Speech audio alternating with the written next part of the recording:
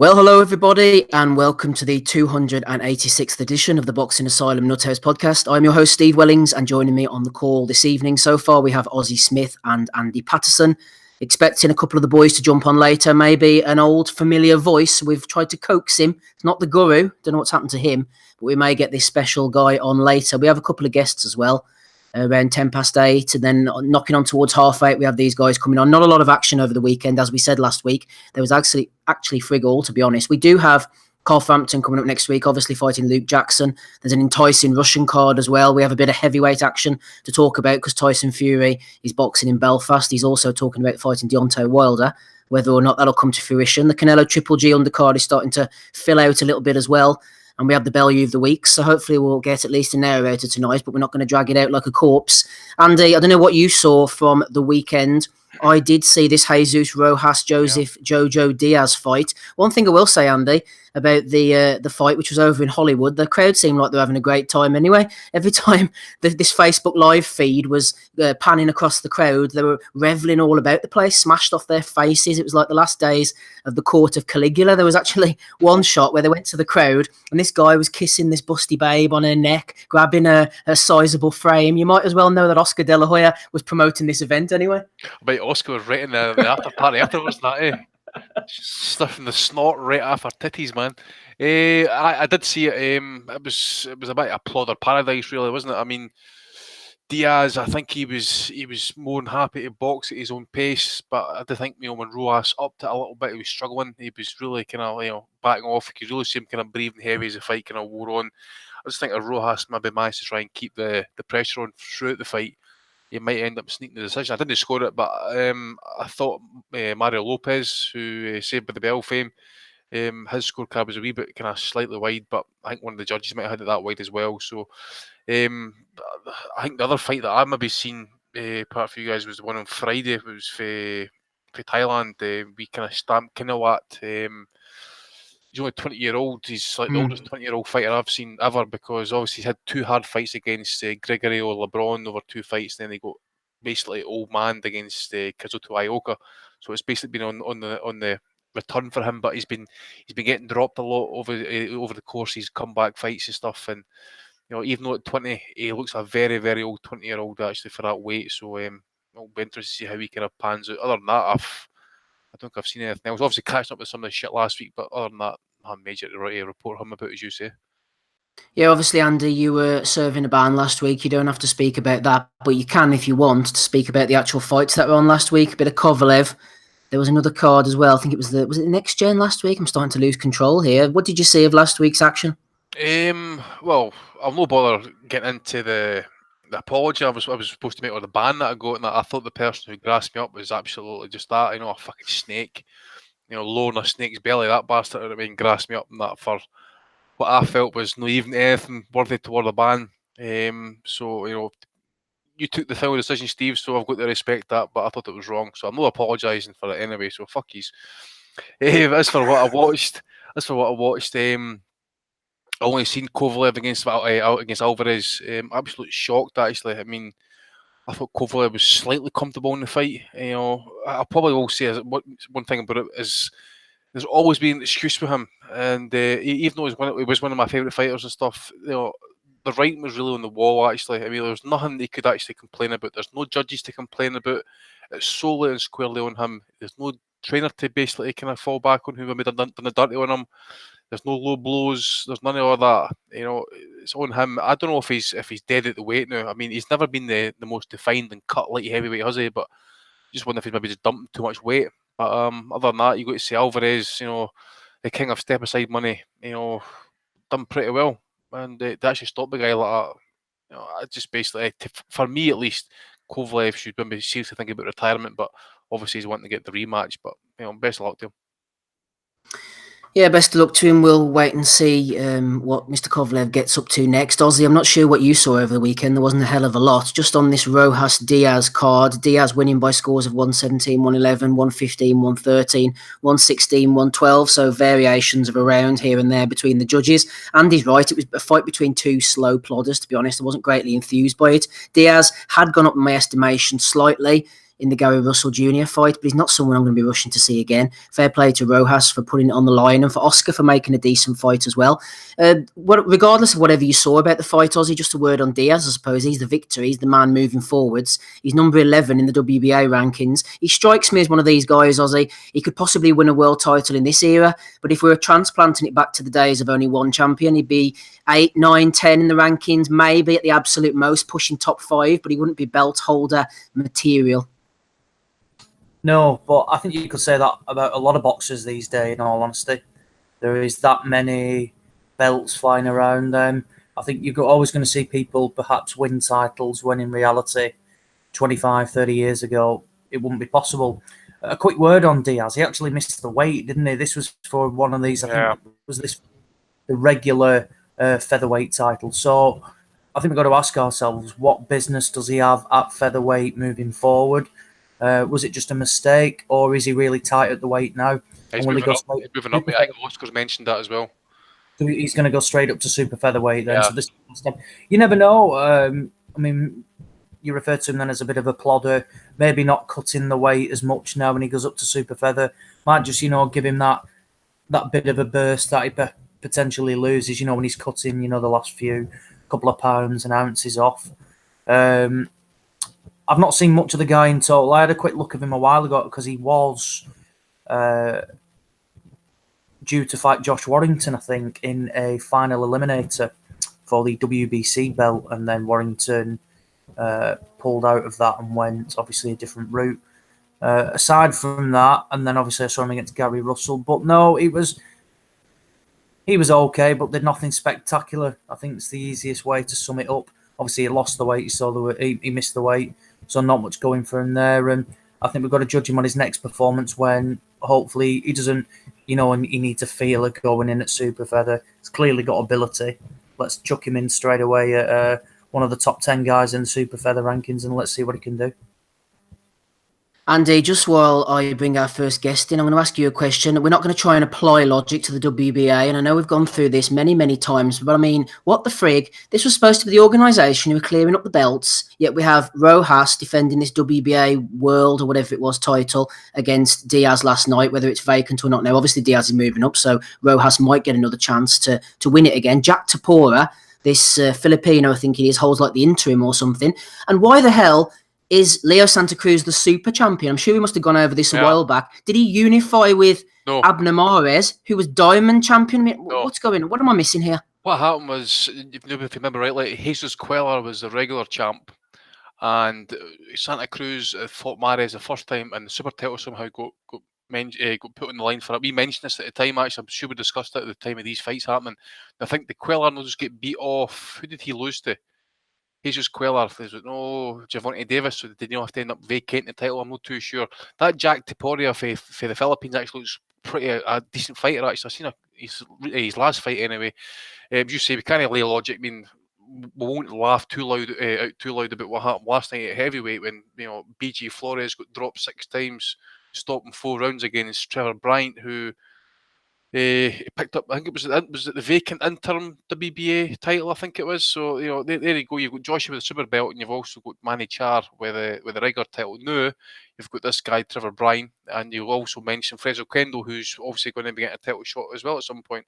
We discussed it a number of weeks back. I think we actually, each division we named how many titles they've got per division. If you tally up all the belts that's available at the minute, you can guarantee at least 50-60% of the belts all belong to WBA. It's a shambles. Certainly is a shambles, Andy. It's not getting any easier. Anyway, we have our first guest of the evening on the call. Delighted to welcome British super featherweight champion Sam Bowen. How are you, Sam? I'm great, mate. Yeah. I'm very well. Thanks for giving up your time on this Sunday evening and joining us. Let's get straight down to business. You've got a defence coming up of the British super featherweight title. The 6th of October, I think it is. Are we looking at Ronnie Clark, Sam? I think that's going to be the mandatory. I think we'll go voluntary first. I think he's looking at 1 or 2 opponents. I ain't 100% sure yet. He just texted me the other day saying it either not a Scottish lad or not, and that might be an Irish lad. So nothing's 100% yet. I think I'll find out more when I speak to Carl tomorrow. So. That's Carl Greaves. He's your manager, trainer, the guy who pulls the strings behind the scenes? Yeah. And what about your promoter then? You've just signed up with Frank Warren, obviously. We were surprised that you hadn't got snapped up sooner. You must be delighted, Sam, to get signing with Frank. Yeah, it's great now, obviously. Won the British, and it's important now on the bigger stages. Boxing on non-TV shows ain't going to get the exposure that we deserve, and now we will. Now we've signed with Frank Warren. A little bit on BT Sport or Box Nation. So. Obviously, it's about moving on and moving upwards. Your biggest win to date was in April of this year against Maxie Hughes, a former challenger at this type of level. You didn't mess about there, Sam. In Leicester, the King Power Stadium knocked him out in the 8th round. Good experience campaigner, Hughes. What did you think about that fight? Yeah, we knew he's obviously a very good and durable fighter. We wasn't worried at all going in because obviously we watched Minbox.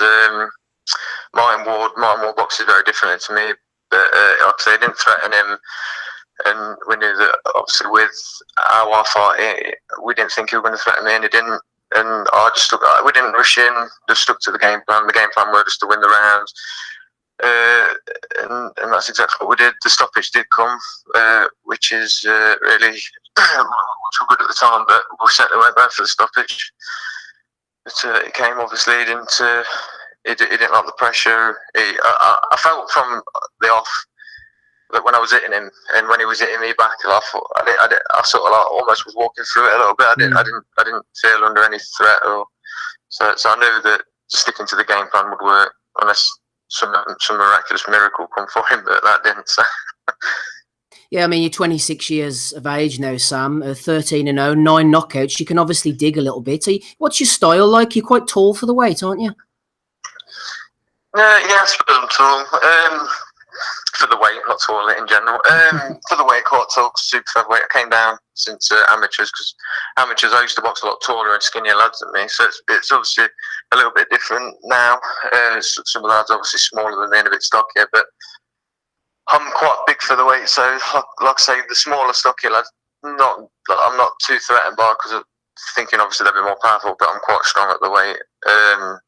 But yeah, I'm like I say, I don't mind boxing smaller. Sometimes it makes it easier for me. And then with the bigger lads, I like getting stuck in. I spar a lot of bigger lads, so I like getting stuck in and having a good scrap with people. So yeah, the style is come forward aggressive when needs to be. So. And there was a fight between two lads at your weight recently, Martin Ward and James Tennyson. The European super featherweight title was on the line. You'll obviously have an eye on that title in the not too distant future. What did you think of the fight? Obviously, Ward was expected to win. Tennyson got the knockout. Two good possible future opponents for you? Yeah, they're very good. I haven't watched too much of that Tennyson. I've seen bits and bobs. And I've seen Martin Ward a few times. But yeah, like their possibility fight. I don't know about Ward, what his plans are now, because obviously he's got beaten, so I don't know what his plans are, if he's going to try and have another shot at the European level. Like I say, I don't know. And that Tennyson, yeah, if he still has that belt in when we're ready to go for that title, then yeah, it'd be a good fight. Like I say, I don't do the matchmaking. I'll just fight who's in front of me. But yeah, it would be a good fight because he's a good lad. So. Just remind our listeners, we've got Sam the Bullet Bowen on the call. Are you on social media, anything, Twitter, Facebook, anywhere people can follow you, Sam? No, never really been interested in any of that, and I don't really plan on ever going on any of it. I'm a very busy person, and I think that's when, even if I'm not training, I'm spending time with my family. So, yeah, a lot of people do have social media. A lot of people have it for me in this respect. Like Carly's always putting stuff on there for me, and what needs to be said, and fights and dates, etc. But it's never really been anything I've been interested in. Obviously, you get drawn into a lot of trash talk, which don't really interest me. It's funny, but it don't really interest me. So. Yeah, I was going to say that. I was reading your interview in the Boxing News, and you said you're not really the type of guy for all these online beefs and getting stuck into people, are you? No, it's funny. Like some of the things people send me, it makes me laugh, and it's obviously entertainment for the fans. That's all it's for. It's obviously for fans to build up fights, big fights. Because if there were no drama, then they wouldn't be that interested in these like massive fights that you see on TV. But for me, it's not for me. Carl, and obviously people put what needs to be said, but I'd rather, well, like I say, training at our level is quite demanding, and if I spent half my time on my phone, I'd never get half my training done. And like I say, you get drawn into stuff, and it will never win you a fight. So yeah. I'll leave others to that. Yeah, fair enough. No, if any of our guys want to ask Sam any questions, any members of the panel, then jump on in a second. Just before we do so, a natural fight at some point down the road possibly would be one between you and Leicester's Leon Woodstock. He's 11-0 at the time. Is that something you'd be looking for in the future? Yeah, I think Carl's tried it with them numerous times, and they've never seemed to be interested. I don't know what their plans are. They've never been interested in the past. I don't know what would make them interested in the future. I obviously hold a British title, and that might tempt them, but like I say, I ain't fussed. Whether they want to try it anytime soon, because he's boxing at Sharp, I believe, on the 6th of October as well, but they reckon he's going to have a tough time getting past him, so you never know. If he loses to him, he might start calling out everybody, so then we'll see, won't we? Yeah, you were mentioning a possible future challenger for you. I see in the rankings, obviously, you got Zelfa Barrett and Anthony Kakachi. He could possibly be someone, for this voluntary defence you were talking about. Yeah, like I said, I don't know who my voluntary defence is going to be against. That's Carl's sorting that out. Yeah, I went and actually watched him, that Kakachi versus Ward, because originally we knew I was mandatory for boxing for the British, but at the time, if Kakachi won it, I believe then I would have boxed Kakachi, but he didn't. He lost, and then Ward obviously vacated it. Yeah, it was very good. He didn't really do too much in that fight against Ward, because obviously with Ward you'd have to take it to him like that. Tennyson did. Kakachi didn't do that, so he obviously got beat. He's obviously a very good fighter, but I wouldn't worry if I was to box him. And who was the other lad you mentioned? Zelfa Barrett. Yeah, he withdrew for the English and then boxed someone else for the English. He's been beat by Ronnie Clark as well. Again, I was very confident when we were made because I was mandatory for the English, and then the ball put him to box me. We weren't worried against him. He's a good lad. Don't get me wrong, but anyone will look good against people that aren't very good. So, and then he got proved out when he boxed Ronnie Clark, who's obviously come forward and he didn't like it. So. Yeah, makes sense. Any of the guys on the call want to ask Sam any questions before we move on? Not sure they're all. Oh, there's Ozzy. Quick one from me. You there, Ozzy? Yep. Hello. Yep. Go ahead. Yep. It's been difficult coming all whole season. Oh, we seem to be losing Ozzy a little bit. I think he's asking about. How difficult would you say that is, or do you just get opportunity would eventually come like it has with Frank? I'll relay that question, Ozzy, because you're coming through a little bit garbled there. I think he's talking about boxing on the small hall scene there, Sam, and just waiting for the opportunity to sign with a big promoter. How difficult was it, sort of, treading the boards and waiting for the big promoter and big TV deal to come in? Yeah, you need to prove yourself before, obviously, the big promoters take you on. And I can understand that. Some people obviously get a bigger break for not, they're not the big name in the amateurs, and then they get taken on under the wing with the big promoters from the off. That weren't the case for me. We had to win some big titles. We had to win a big title rather to get that opportunity, and we won the British finally after a year waiting to box for a title, because originally it was English. That never came off. Then we boxed for the British and won it. And then now the big promoters come forward and delighted to now get on the bigger fights. And hopefully now we'll showcase that on big TV shows against these top lads that I'll beat. And is the plan to win the British outright? Then you've got it for keepsake, or if an opportunity, say, comes for the European title, will you take that, or do you want to win the British outright? I think we're going to box and win it outright, because we've got the voluntary on the 6th of October, then we've got a mandatory before Christmas, then we've only got a box once more, so technically early next year could win it outright, so it'd be silly not to. Yeah, no, that makes sense, and it's not something you see much more anymore, is it really? That I think Bradley Skeet's probably one of the only ones in recent years to keep to win the British title outright. Not many other people do that. I'd happily move on, but now we've got a mandatory before Christmas. That's not really that long away, and I've got a fight in 7-8 weeks' time. So after that won't be that long. So if we get an early fight next year, before maybe April or something, then technically in less than a year I've won it outright. So, and that's keeping me quite busy as well. Anything in between them, I don't know if there'd be any time to box for anything else in between them, but 3 fights from now till April, that'd be ideal for me, and potentially winning. Obviously, if I keep winning, potentially win it outright, which would be good, and then move on to the bigger titles. Then you can look at that Tennessee and stuff like that. But European, again, I don't know. There's that many different belts out there now what you could box for, but they could be possibilities at middle of next year. Yeah, brilliant. Okay, Ozzy, thank you. Yep, that's great. Finally, Sam, final question. We always ask our guests about this. The whole heavyweight scene at the moment. You've got Anthony Joshua, Deontay Wilder, Tyson Fury as well is back with a bang. Who do you think is the best out the 3? And are you hopeful, Sam, that they might make these heavyweight mega fights sooner rather than later? And there's a lot of good heavyweights out there at the moment. I've always said that Wilder, I personally believe, will beat all of them. The reason I say that is Anthony Joshua, when he does get it, he seems to go down, and I think that Wilder could possibly catch him. Tyson Fury has a good. I didn't overly make that feel, but after watching him, when he boxed Klitschko, he did all right, to be fair. And then but I don't know how that would go with Anthony Joshua. Either Anthony Joshua would snap him up dead early, or if it were to go past halfway point, that'd be quite interesting. But you never know if these fights. It always seems to have a massive, long, lengthy build-up. So it'd be good if they all come off. But we'll see, won't we? Certainly will do, Sam. We appreciate your time. Obviously not on social media, so the best place to follow you is on BT Sports, making defences of the British title pretty soon. On the 6th of October, yeah. Excellent stuff. Thanks for your time, Sam. Appreciate it. No worries, mate. Cheers. All the best. Bye now. See you later, mate. Bye. Bye.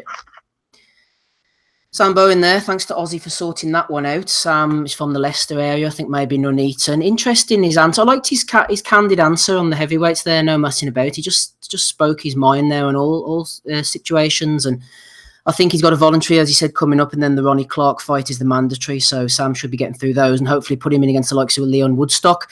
Joining us on the call as well before we get our next guest in. Always welcome to you, sir. Joe O'Neill, assistant editor over at irishboxing.com. Obviously, you're here to talk about the big one next week, Frampton against Luke Jackson. But before you do so, just listen to Sam Bowen talking there. We expect that he's probably going to be defending against Anthony Kakachi in his next fight. Any thoughts on Bowen, Joe? You can't see a lot of him on TV at the moment, before now anyway. Do you think that'll be a tough challenge for him, Kakachi?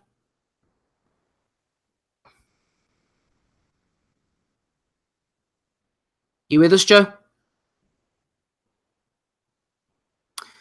Not sure we've got Joe there at the moment. We'll try and get him on as quickly as we can. What do you think, Ozzy? Sam, like I said, talking pretty candid. It's him against Woodstock is the fight I think a lot of people are looking towards on BT. Yeah, and it does make sense as well, but at the same time, I think Woodstock has obviously got Archie Sharp, and I think he's probably a level below British title level at the moment. I like Woodstock. I mean, his fight, he's done it the right way. You know, his little tests like the Craig Poxton fight was good. But for Bowen, he's going in and he's coming on to BT and he's coming in, you know, in decent fights already, British title fights.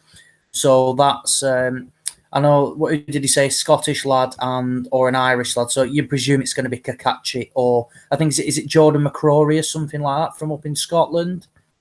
Jordan McCrory, yeah. Yeah, is that who it is? Yeah, so it could well be him as well. We'll find out shortly. And then, obviously, the Ronnie Clark fight. Ronnie Clark's never in a bad fight. So I like the way Sam Bowen came across them. I thought he spoke a lot of sense. And he was brutally honest. Doesn't believe in all, you know, the trash talk and social media, but believes in all of his own ability.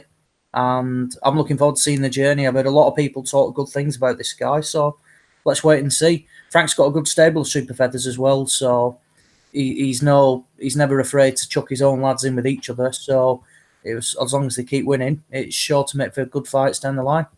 I see Ronnie Clark fighting David Oliver Joyce in 2 weeks' time in Glasgow. It's off. Yeah, he's injured, Ronnie Clark. I don't know who Joyce's opponent is anymore, but yeah, he's got a hand injury. All right. Because when I saw that crop up on the board circular, I thought, well, Clark could scupper that because if he gets beat off Joyce, I don't think he then is allowed to be. I think he'd lose his status as a mandatory challenger for the British. I think anyway. But yeah, that fight's off now, so it makes sense for the Clark fight to happen just before Christmas, which was good from Sam as well. He wants to keep busy. He doesn't, be wanting to mess around, with 3-4 month layoffs. Says if I can have 3 fights in the next 6-7 months, he's happy, and that's what fighters should be looking to do. Yeah, just looking in the chat, a few of the guys seem to think that Leon Woodstock beats Bowen. I'm not sure, to be honest. I haven't seen a great deal of Bowen other than a few clips, but from what I've seen of Woodstock, I'd probably fancy Sam to win that one. I know that Jason McClory was on before, Frank Warren's matchmaker, and he was talking about putting in Woodstock against John O'Carroll, which would have been a decent scrap. Carroll might think that he has bigger fish to fry, I'm not sure. Andy, just going back to last week, actually, I neglected to ask you this regarding Eleider Alvarez, obviously, who upset Sergei Kovalev. He said that, Frank Warren said he wants Anthony Yarde to go in with Alvarez, possibly, if Yarde looks impressive in his next performance. I'm not really sure, to be honest, about Yarde at the moment, and to put him in with a supposed beast like Alvarez would seem to be a tad suicidal at the moment. What do you think about that proposition? Well, I suppose we want to see Yarde tested. Alvarez, I think at his point, I did know that Kellerman was laying reference to the fact that he's got a hand injury or a hand problem that's he's going to have to readjust how he actually throws punches and stuff. But he's at that age now in his life that you would actually think he's going to maybe start to want to kind of cash in. What is he? Must be like 35 now. So he's not really kind of got a lot of time left. And his prime could be quick. So you can see why Warren maybe wants to make that fight, but. I think it's written in the contract basically that Kovalev's going to come back now and fight Alvarez in a rematch. So we'll wait and see how that goes. But if Warren can get the money to kind of bring him over here, then go for it. But at some point we'll have to see Yarde sink or swim here, and at some point it's going to have to come knocking at some point. I mean, we did think that what was his name again that he fought Size Locker was a bit of a step up. It turned into it wasn't much of a step up. So. He's sitting one with the WBO now. You got Marcus Brown, Mike Lee, Sean Monaghan. Guys like that who I would think he should be fighting to see where he's at. Then target title shots and that, because as soon as you become a champ, you're quite rightly going to start getting people calling you out and thinking you're an easy mark and stuff. So this is what you shouldn't be doing, picking up titles and hiding behind them and stuff. So wait until he's ready. If he's not going to be ready, get him in with decent tests. No these fucking blowover jobs. Ozzy, quick word from you while we bring in our next guest on that very subject. Obviously, we talked Alvarez Kovalev last week. Yarde, it's going to be a bit of a strange one, isn't it? If they do manage to, it reeks of, if they're going to push him in with the likes of an Alvarez or a Kovalev, they've just bypassed every possible level. And it's like, we better chuck him in with somebody here because there's a chance he might get upset on the way. Yeah, it's a really odd one. What I can never get my head around is they keep playing on the lack of amateur experience, so he's learning on the go. But then he's fighting for these WBO fringe titles, which are clearly giving him false rankings. Now, in my opinion, if you have got limited experience and you're learning on the job, you shouldn't be sat number one with the governing body. Because naturally, if they call a mandatory, you take the fight or you pull out and then you think, well, what was the point in getting to number one, rightfully or wrongfully, just to withdraw from the fight? Now, Yarde's got a fight coming up in October, and it's going to be announced next week, I think. Should have been this week. Now, I did hear he was going to be fighting Liam Conroy. He's just vacated the English title. So, I mean, to go from Liam Conroy to, say, Alvarez is a huge step up. Now, there could be a change of an opponent. They might be looking at someone like, for example, a Karo Murat. I think he was the recent European champion. I think he's an IBO title holder now or something like that. I don't know. I really don't know. What they do, it's an odd one with Anthony Yarde. I think he's got ability. He clearly punches hard. And I think his win over Serge Locker was good. That guy drew for the European title in his fight before, regardless of his age and stuff like that. He's been in with people such as, like, Callum Smith was one of them, and people were raving over the win for Serge Locker for Callum Smith. And Yarde did a decent job on him. But then after that, he's gone in with lads like, was it Tony Avalan? And you don't learn anything from it. So, I mean, we still need to see him get hit. And it's going to be he's going to come crashing down if he gets to the top untested, and then he gets takes one on the chin, and it could be lights out for him. Could be the other way around. It could be a case of it's an absolute mastermind from Frank Warren. They said they want Yard to have one more fight, and then they're going to look to put him in with Alvarez. So let's wait and see. Let's wait and see. But there's only so long they can keep sitting on this. He's no experience when he's ranked number one, because if you're not going to do anything with that ranking, then what's the point in having it? Well said, Ozzy. Right, let's have a change of tack now. Delighted to welcome top trainer and manager Carl Greaves on the show. Is there anything else you do as well, Carl? Welcome. Trainer, manager, promoter, matchmaker, you name it, I've done it. Former pro. Former pro, yeah. We're talking to Sam Bowen there, obviously. You're one of your major charges in the stable at the moment. It's onwards and upwards for Sam. Yeah, he's a great fighter. Really pleased to get him a deal with Frank Warren. I've been holding back a while, been trying to do it, take him as far as I can myself. I managed to get him a British title fight with no TV, which was a great achievement. But it's the same old story when you're a promoter with no TV. There's only so far you can take him unless you keep chucking thousands of pounds into him. So obviously with no TV, I thought the time was right to move him on to a big promoter, and a great promoter we've got him with Frank Warren. So with his deal with BT Sport, it's fantastic. Frank's been there and done it, obviously. There's already fights in the pipeline, as Sam was mentioning, the voluntary, and then the fight as well with Ronnie Clark. He's going to be busy, which is always a good thing. Yeah, it's great. And obviously a great... another plus point with signing with Frank is he's got so many super featherweights in the top 10 as well. So obviously Woodstock, Alpha Barrett, well, who else? Archie Sharp. He's got John O'Carroll. So he's got some great fighters there that would make for fantastic fights with Sam. Leon Woodstock, obviously, that one makes sense, doesn't it? That'd be a sort of, all Leicester type affair. Yeah, I mean, I don't want to sound disrespectful to Leon, but I'm absolutely honest with you. Leon's not in Sam Bowen's class. I've said it from day one. I mean, he had life and death with Craig Poxton. I mean, let's be honest. Sam would have took him out in 2 rounds. I mean, I'm not disrespectful to Leon. He's a good fighter at his level, but there's levels in boxing, and I honestly believe that Sam is well above him. It would be a backward step, but if he beats Archie Sharp and Sam defends his British title and gets past Ronnie Clark, then it would be a fantastic fight. A couple of fights down the line for Leicester, but that's all it would be. It'd be a great selling fight for Leicester. But I honestly believe that it won't last 6 rounds, and I'd be having a big bet on that as well.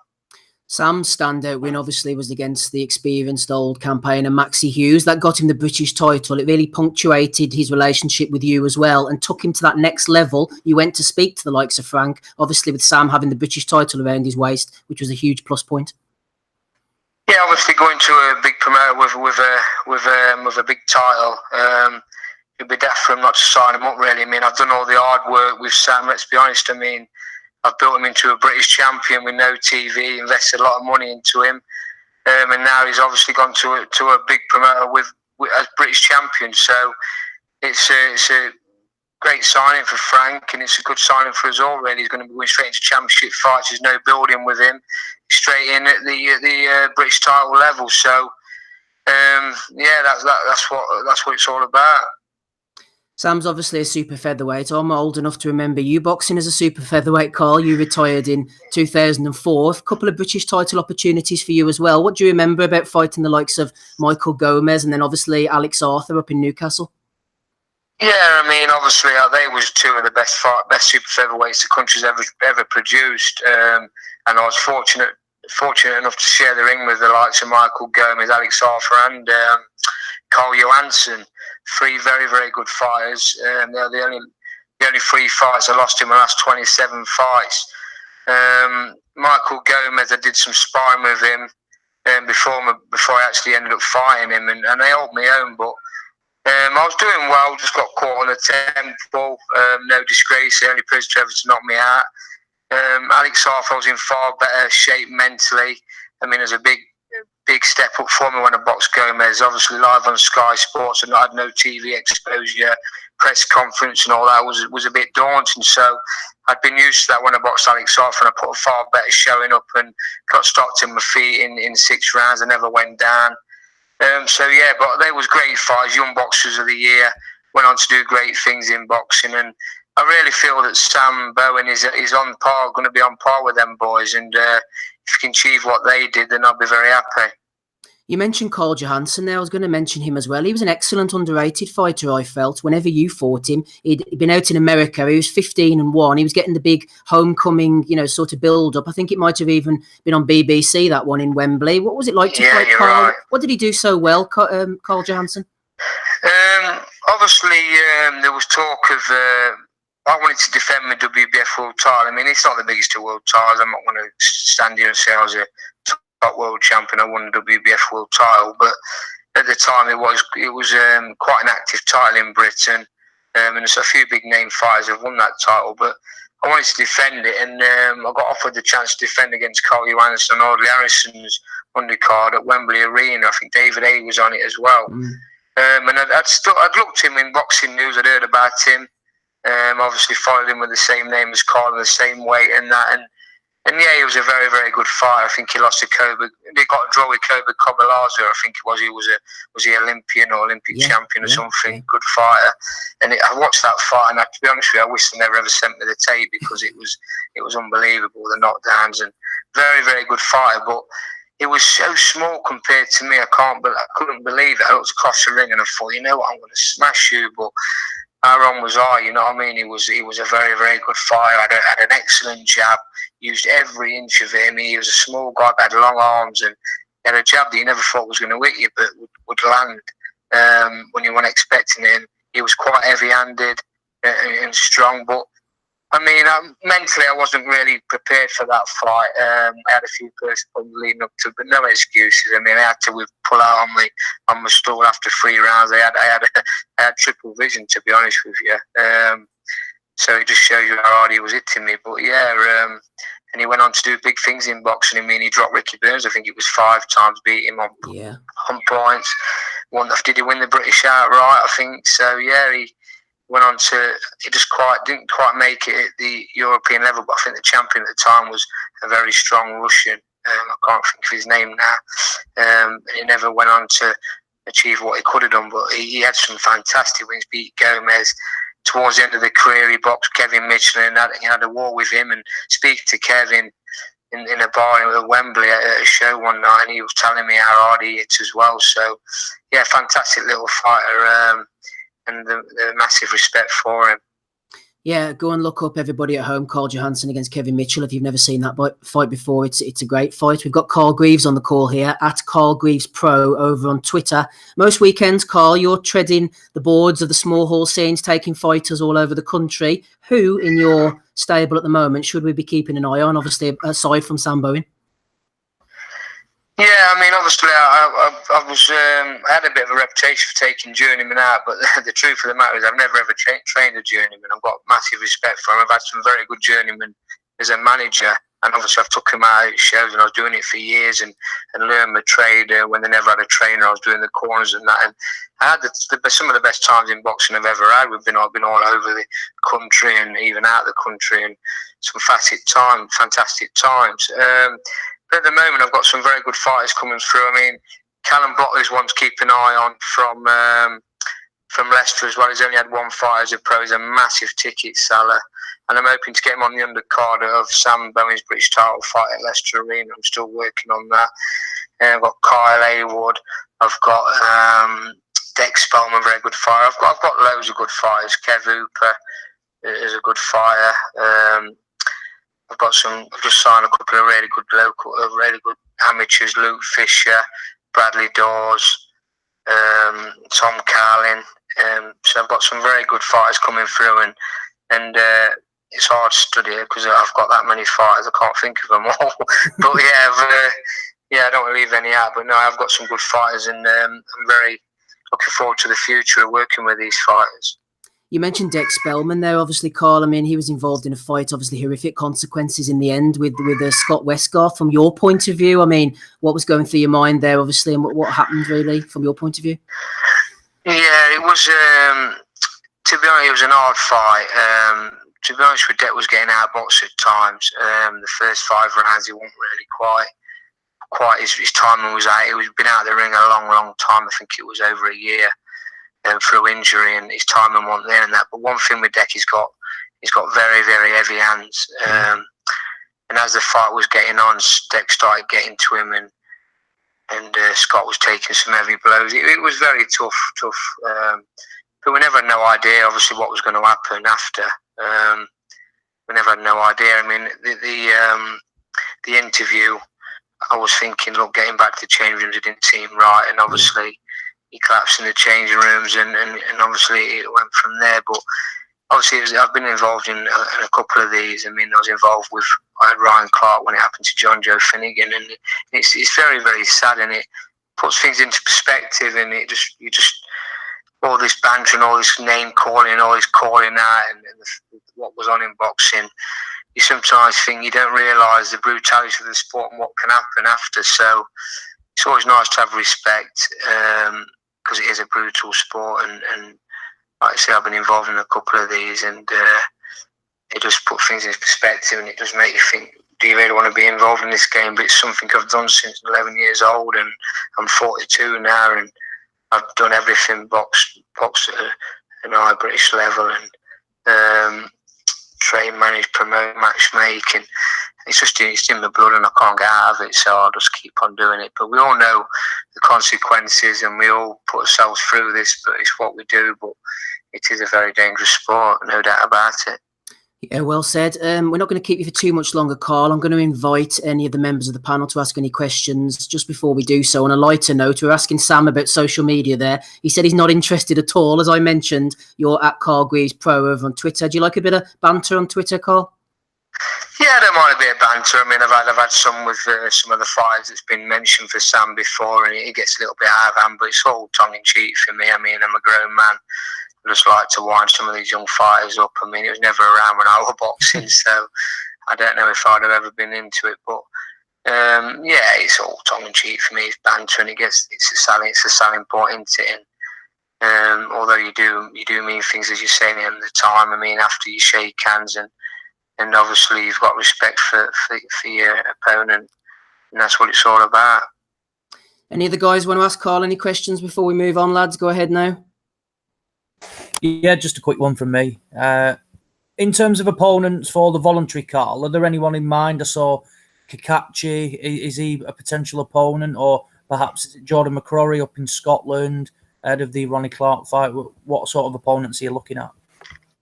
Yeah, well, obviously they put Kakachi and Zalfa Barrett out for a final eliminator. So what will happen there is the winner of them will fight the winner of Bowen and Clark. So, well, that's what it will be. But I don't think it'll ever happen, because unless we choose it as a voluntary. Because obviously, if Sam wins his voluntary next and he's got his mandatory, then he'll have another voluntary again. So.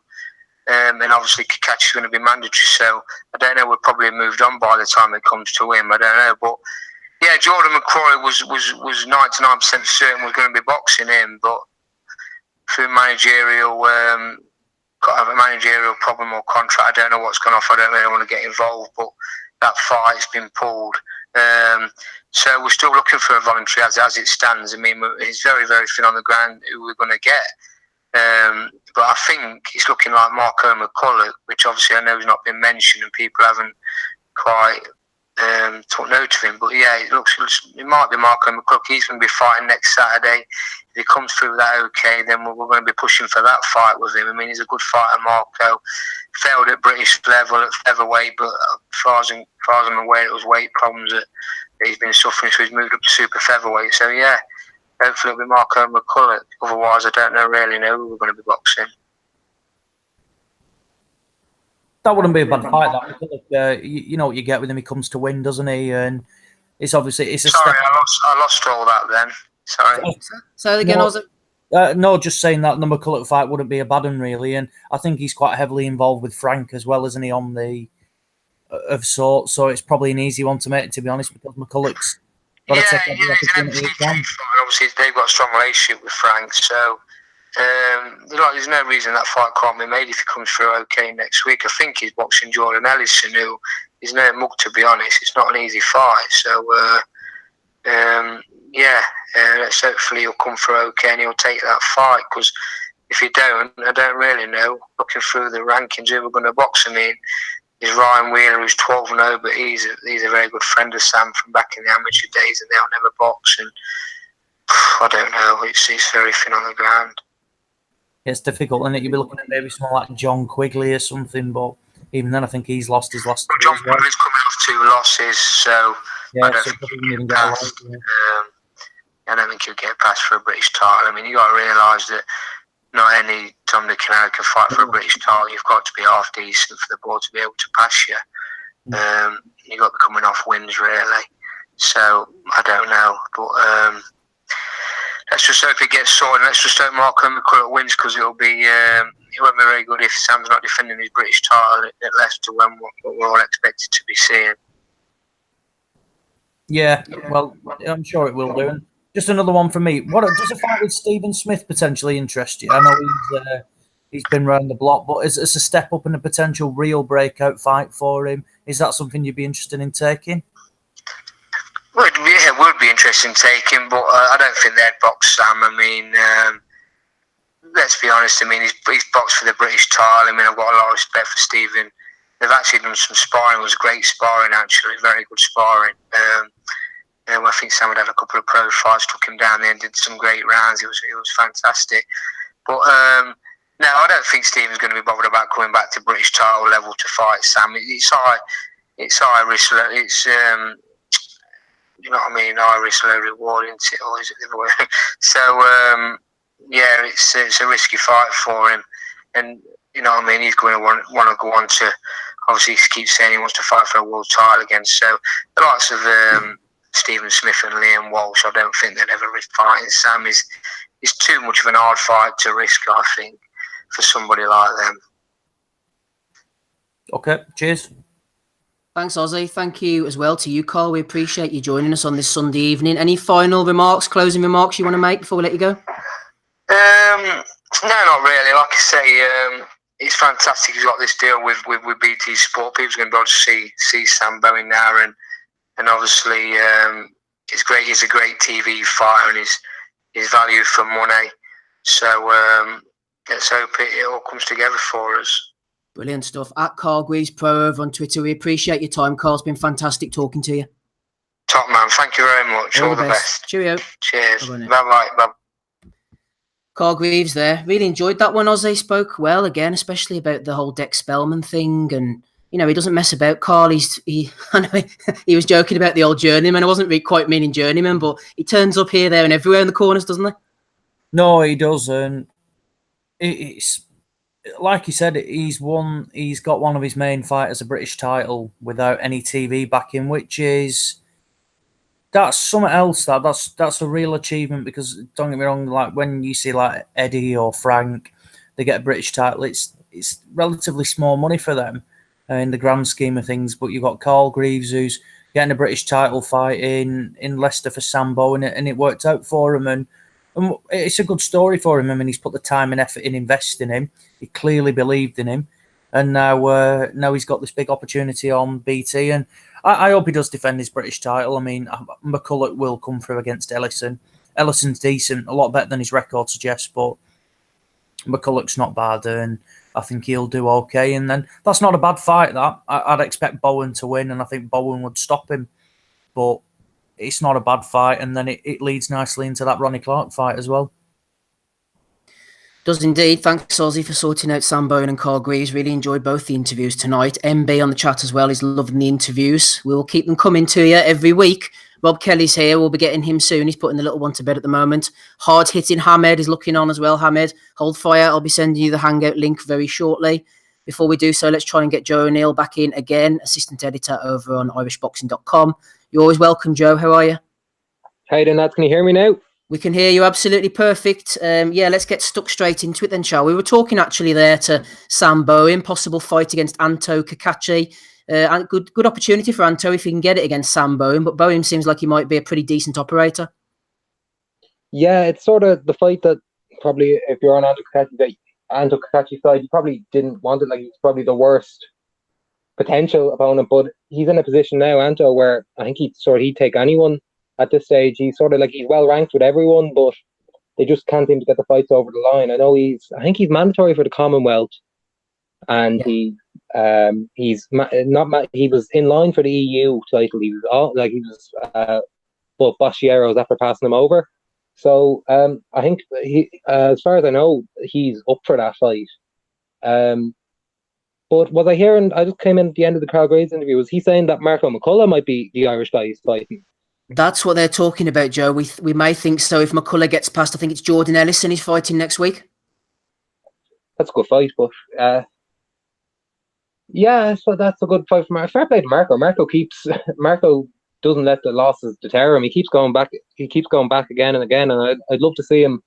I'd love to see him get a domestic title. I know he's won the Irish title and he had a couple of WBO trinkets, but it would be good to see him get a win. I don't know if he'd get it against. I don't think if he's going to get it against Bowen, if Bowen's as good as people say, but he could get there eventually. But yeah, that's a good fight, and that will be for the Leicester show, would it? Yeah, we're expecting it October the 26th, I think it is. Is that what Sam said, if I heard him right? Yeah, it's for this Leicester show anyway, I think, yeah. Good opportunity, yeah, because I know that David Oliver Joyce was talking about fighting Marco McCullough a while ago, that when John O'Carroll pulled out of the Marco McCullough fight back in April on the Frampton Donaire show, David Oliver Joyce said he'd take the fight at, well, I think it was 10 days notice, and he claims that Marco turned him down. So I don't know. I'm only getting that from one side there. I'm not sure what the full story is, but he's another that is in that mix as well, and he's very unlucky that Ronnie Clark has had to pull out of that fight. Well, to tie things up, Joe, Ronnie Clark's pulled out, hasn't he, to fight against Bowen in the next fight after this voluntary? Yeah, I don't think he pulled out for the Bowen fight. From what I've seen, he suffered some sort of freak accident. I think he tripped and fell and hurt his wrist or something like that. Okay. And he's had to pull out because it's for that reason. And obviously, it might just line up with his recovery that he takes the Bowen fight near Christmas. But Yep, no, thanks for clearing that up, Joe. I didn't know about that, but we were talking about Marco McCullough obviously fighting against Jordan Ellison. That's on this big Windsor Park one next Saturday night. That's the one we've got you on to talk about. Let's start off right at the top, shall we, with your rundown. Frampton against Luke Action Jackson. He's coming over from Australia, undefeated, former Olympian, etc. I don't know so much if Jackson's going to be getting out the first 5 or 6 rounds, to be honest, Joe, if I'm honest. What do you think?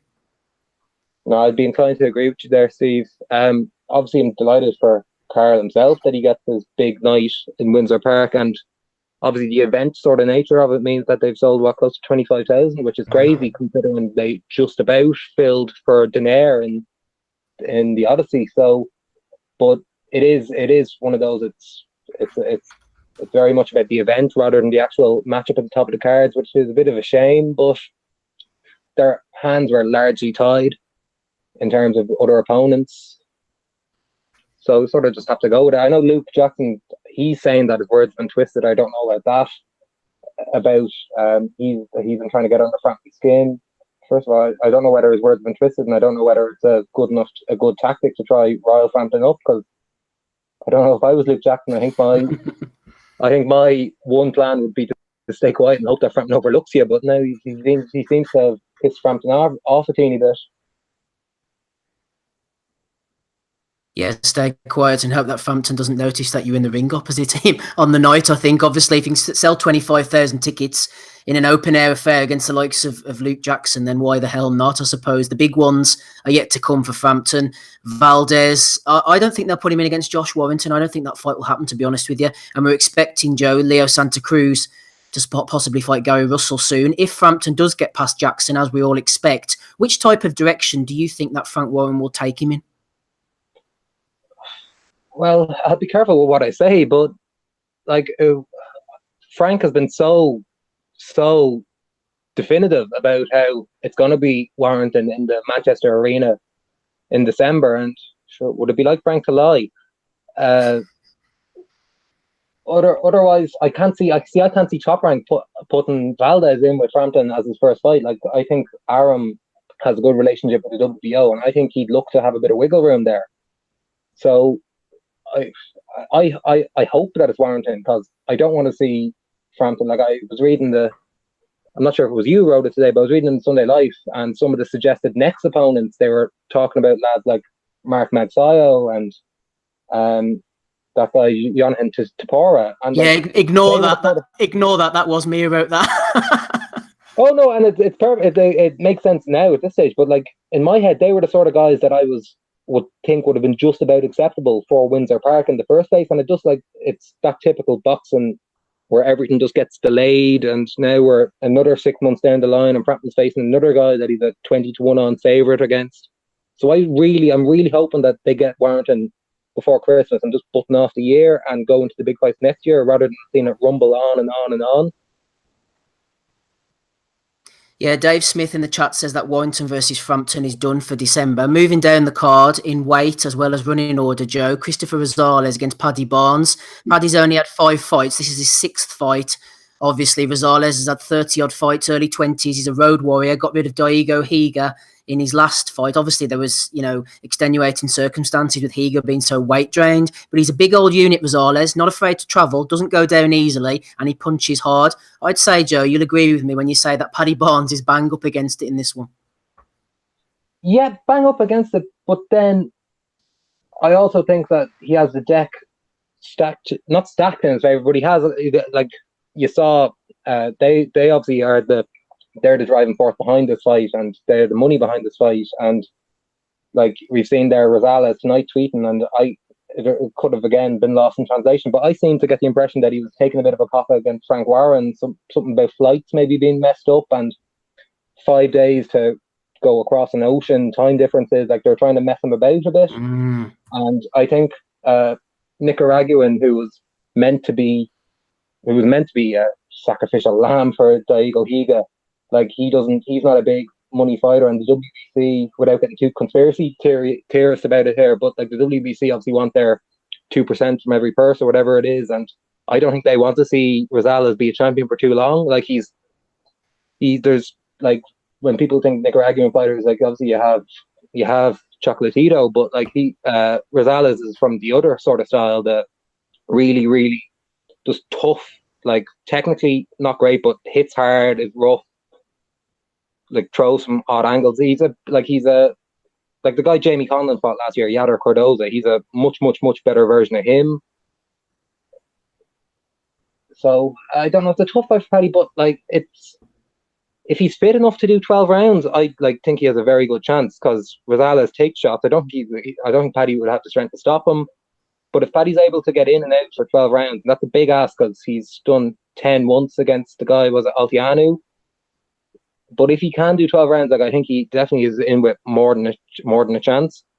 That fight's probably going to be on early enough in the night, though, so I'm hoping that people will be in early enough and there's a decent enough atmosphere for it, because I'm assuming Frank is going to put on Fury at right before Frampton, and maybe get Wilder in the ring and get some sort of social media buzz about the fight or whatever, because that's the big money fight for them, isn't it? That's like, I heard that Wilder is meant to be coming over, according to Frank.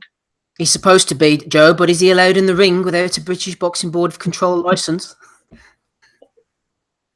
Well, do you remember the old? Was it Ryder against Billy Joe Saunders, where Warren put out that letter where he said how like Barry Hearn tried to get in the ring, and he wasn't allowed in, and he asked the security man about it. The security guard had no memory of Barry Hearn trying to get in the ring, but a guy that looked like Paul O'Grady tried to get in. It was one of the funniest letters I've ever read. It was he ripped in there. I have to find that again, because it's just pure Frank just being. I remember that. It was a John Ryder fight, was it not? Mm-hmm. Yeah, John Ryder against Billy Joe Saunders. That's the one. Let me, I don't remember that now, but Fair play, I suppose, to Frank. Regarding Rosales, yeah, Dave Smith is backing up what you're saying, Joe, about only flying him over with 5 days' notice. I suppose if he's getting his door kicked in the Europa Hotel and fireworks being set off outside the window, we'll know there's a bit of dodgy shenanigans going on. Just to wrap up, Joe, and thanks for joining us as always. We'll hopefully get you back on again next week to review the show. Pick of the undercard, what takes you fancy? There's a couple of debutants, former top amateurs Sean McComb and Stephen Donnelly. Lewis Crocker continues. Obviously, you got Tyson Fury. And possibly Steve Collins against Stevie Ward could be a decent scrap as well.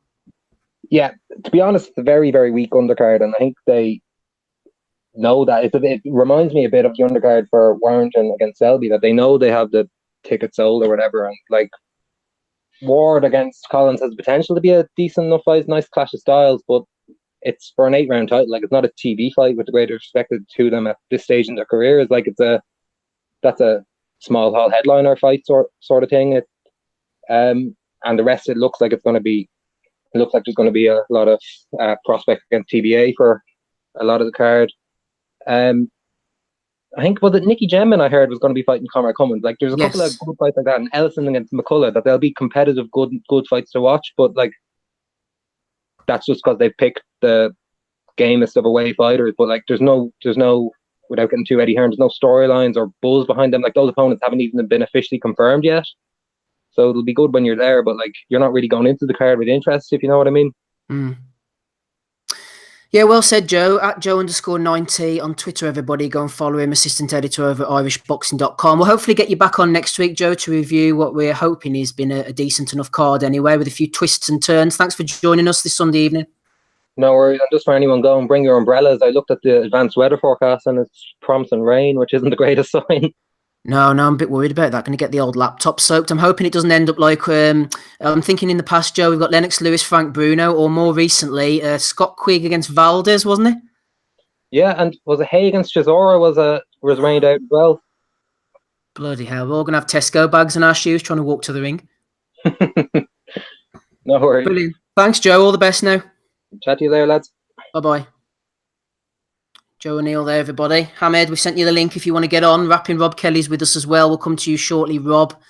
No real point talking about any of this from the weekend, Andy. Edis Tatley defending his European title against Frank Urquiwaga, whoever he is. It was quite close scores, actually, so I'm not really sure how far Tatley's going. Also, Trevor Bryan, you mentioned that one, I think, Andy, didn't you? Knock down BJ Flores about 6 times. People are saying now to Flores, hopefully he can continue to be an analyst rather than a boxer, but this is a guy who has constantly failed at the highest level, constantly got title opportunities for some reason. I don't quite know why, and doesn't even know how to cut the ring off. Why do we have to sit and listen to him analysing fights? Why should we have to sit and listen, analyse fights when he literally took to Twitter and basically shat on every weight division below welterweight? I don't want to listen to that guy. Plus he's a homer as well. He's a pal of David Hay, so I should tell you all about the company that he keeps. Fucking snake oil. It's just a shame that it's a shame. I'm absolutely gutted that when I read the news, it's like the first thing I did was took to YouTube to try and find it, and lo and behold, there was no footage. I had to go into Twitter to see if I can get maybe a private video, and someone says no, there was no TV there last night. However, that was about the best thing that happened to that fight last night was no TV. But for us that wanted to see the end of a legendary career, we wanted to see that fight, didn't we? Certainly did, old BJ. Talking of legendary careers, Andy, old Mr. PED himself, Carlos Cuadras, is returning at bantamweight next week against Ricardo Nunes. We were mentioning the Russian card, but let's get on to the Frampton stuff, shall we, Andy? Let's hit you first of all. We had our chat with Joe there. Frampton against Jackson, Rosales, Barnes and Fury Pianetta are the main fights. Which do you think will be the best fight of the 3, and how long do you think the main event will last, Andy? I'm looking forward to Rosales against Barnes. It is a tough fight. I know Rosales has been sparring with Chocolatito. To be honest, looking at it, I think Gonzalez just basically came out the pub and straight to the ring because he looked awful in that sparring session. He is tall, he is long, Rosales, so Barnes is going to have his problems in that, I would think, during the fight. But he can if he can keep a good pace going for 12 rounds, I don't see how he can't win this on points actually. But this guy has experienced stuff, so I'm really looking forward to that one. The usual names are obviously on the undercard, but they're all fighting Tom Bob Andersons and stuff. So I don't know. What do you think, Steve, about Collins against Ward? I think that'll be a kind of I'm not going to say it's going to be a decent fight, but guys on similar level, shall we say? Yeah, I'm not sure, to be honest. Stephen Ward's 7-0. He does flog a lot of tickets and he's a nice guy. Not sure about his durability and his mobility. He's fought a lot of guys, these Eastern Europeans who can't really punch, and it's going to be a real step up for him, even though Collins Jr. isn't great himself. I might have to side with Collins Jr. on this one, Andy, to be honest with you. I think he might have that little bit more flexibility and that toughness about him, and I think I'd probably pick Collins, to be honest. Fair enough. As for the two main events, I would say, Pianeta, I'm going to be honest, I've not seen him since he got handled off Klitschko. I know he's been knocked out since then as well against like a fat and flabby Chagayev. And to be honest, anybody who's getting dropped and stopped off safety pin Johnson, man, even at this point in any type of career, Johnson's like what 250, 260 pounds now. He's like 31-10 or something. Guys like that shouldn't be stopping you if you want to be world champion. So you expect Fury to basically be doing the business here. I didn't want to see any of the clown around there. I mean, they're talking about Wilder coming over for the announcement for December. So if that's going to be the case, Fury's going to have to put on a bit of a show. I don't mean show as in show off. I mean show off in the fucking ring. Jab, right hand, be aggressive, go for a knockout. This guy he is tall. Fury's going to have a couple inches over the top of him and that, but just make it count. Step in there, just get rid of the nervousness straight away. Get in there, just go in there and just destroy the guy. Make a statement, and set it up for Wilder to come into the ring and do the WWF fucking promo if you want to do it. As for Frampton, again, I'm going to be honest. I've not seen Luke Jackson. I might have seen him some of his amateur fights and that if he was in the Olympics or whatever and that. So I don't know, how good he is. What I will say is this: Frampton's without a stoppage now at 130 or 126, sorry, since he moved up. So I'm going to probably side in the air of caution, maybe say that he's going to win by a wide points decision. Failing that, I know Jackson undefeated and that he's not really classed a big hitter, but as I was going through his record this morning and stuff, he seems to be a bit of a competent boxer. A lot of his fights that went the distance and that, he was winning them by like landslides in the cards. So, but again, I don't know what type of position he's been fighting. So I'm not even going to put much stock into that. I did see Frampton lay reference to the amateur stuff and that. I know Jackson's claiming his words have been misconstrued or twisted or whatever and that. But I thought if it was true, Frampton's response was absolutely bang on. Because he's his amateur foreground, so to speak, is like Oceania and Asia and that, so it's not really kind of strong in that aspect, fighting guys for like Samoa and New Zealand and all that type of stuff compared to like what the Europeans do and that. But you just never know. Frampton, if he's in the mood, Windsor Park, 25,000, just basically begging for blood. It might come out early and do the business, but again, I need to depend on how Jackson's going to approach this. He knows himself; it's a big opportunity for him. It's no one he can pass up. So if he's going to come, he's going to come. But I'm expecting Frampton to do it. But I'm going to go points. Interesting stuff, Andy. I really thought to myself on this one that it might be a case of Frampton could absolutely empty him in a couple of rounds, and they might have to carry him, to sort of Chris Avalos territory, 4 or 5 rounds to make it a little bit more respectable. You think that Jackson possibly could be made of sterner stuff? Well, that's what I don't know. I mean, again, he's never fought outside of Australia. His opposition is very, very, very weak. But I say again, if he has got a bit of dog in him, well, we're going to see it. But I just pulled up his record there. I noticed he got way light pointed there in the first round of the Olympics in 2012. So maybe his amateur experience isn't that great at all. And he got beat off a Chinese guy. So maybe I'm giving him a wee bit benefit of doubt. I really don't know. But plus he's up there in the age. Okay, Steve. I'll change my prediction. I'll probably go 9th round stoppage for Frampton. Yeah, a few people are talking about Jackson's amateur pedigree, but I think it was more the case that they're trying to talk the fight up a little bit to try and make him a more credible opponent, to be honest. But I could be wrong. Stuart Smith was in touch with us during the week, nothing to do with Frampton. He said, will the pod be reviewing this card at the weekend? It was a Hungarian card at the Tesco supermarket in Szeged, Hungary. This could be a prime venue for Prince Patel to fight soon, Andy. The Tesco supermarket. What do you think? A few scraps in the wine aisle? I don't know, mate. But I'll tell you what, I came out my local Tesco's last night. There was a fucking fight outside of there. So, who needs Prince Patel to go in Box Nation to hang that shit? Okay, I could just rewind back for a second here and just basically kind of like lay reference or like the golden moments of BG Flores' career. I think it's going to be that weigh-in against Tony Bellew when he got his fucking Tadger out. It's going to be his best moment, One of his best ones, though, was when his dad kept saying, cut off the ring, and he goes, I don't know how! That was a good one as well. Ozzy, feel free to drop in any BJ Flores moments if you want. I don't know if Rob's back yet, but we'll come to you on the Frampton card. Shall we? The main fights, really, unless you want to mention anything on the undercard. Frampton Jackson, Rosales defending his WBC flyweight title against Paddy Barnes. Brave step up for Paddy. And also Pianetta, obviously, he's been brought over to get knocked out by Fury. Hopefully not as quickly as Sefer Seferi, and then we're looking at the Wilder fight if he gets in the ring even. What about the top 3 fights on that card, Ozzy?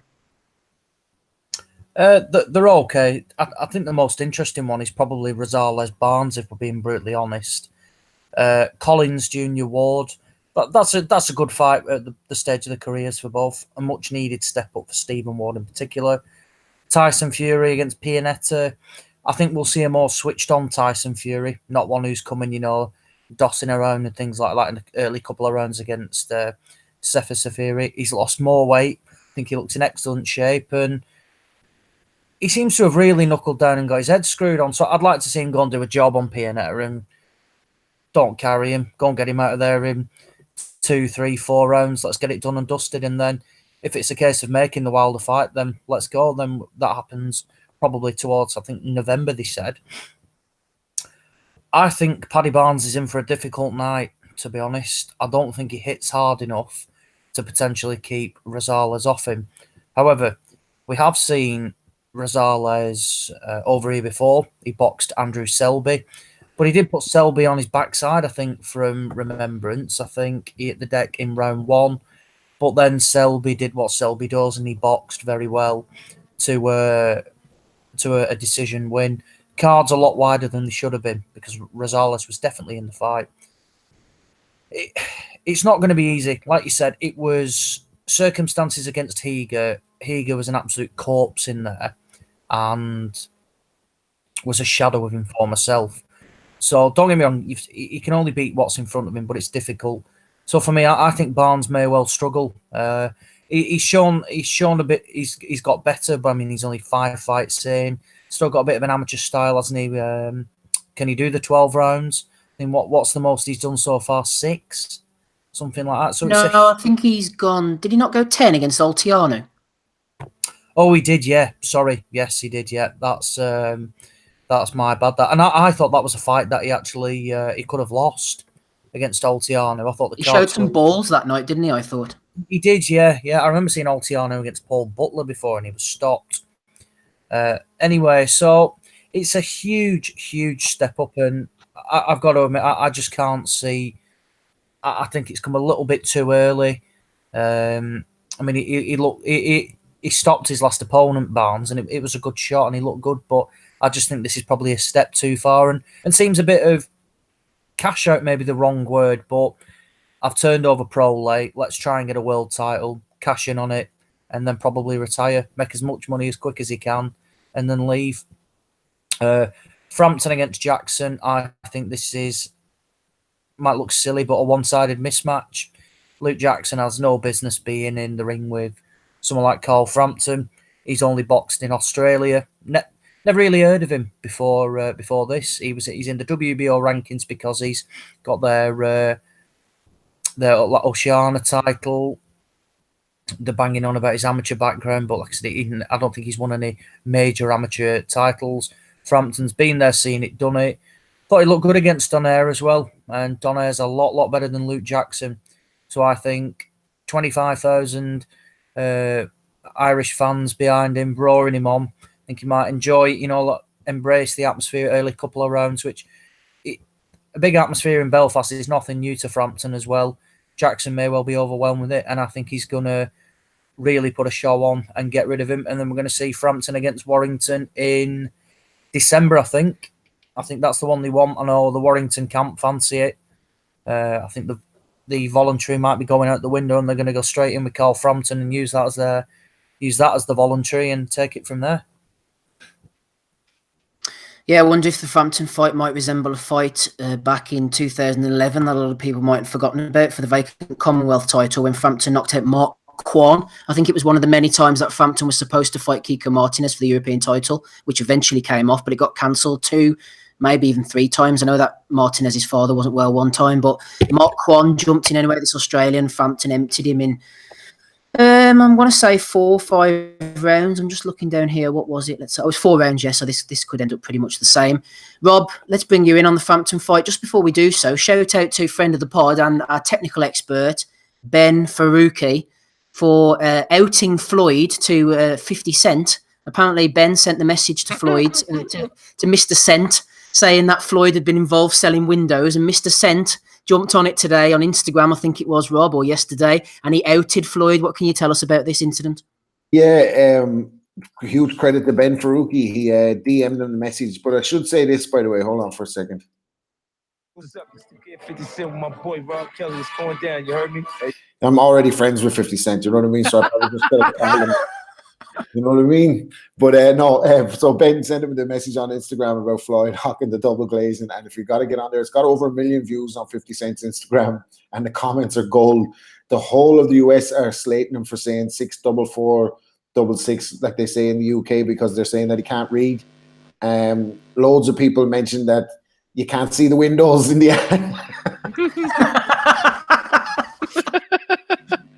So like 50 headlined it with when the money get low, and caption. But I'm sure it's over 2 million today. Like it was within 1 million views within like a half an hour last night of going up. Ben was the man, Rob, because it was him who actually brought it to my attention, and I put it up on our Facebook page, and it got about 14,000 views of the video, and people were loving it. Then that editing king came across it, put it up on his Twitter as well, and it's going viral now. So Ben has really dug this out because it only had about 200 views on YouTube beforehand. So fair play to money.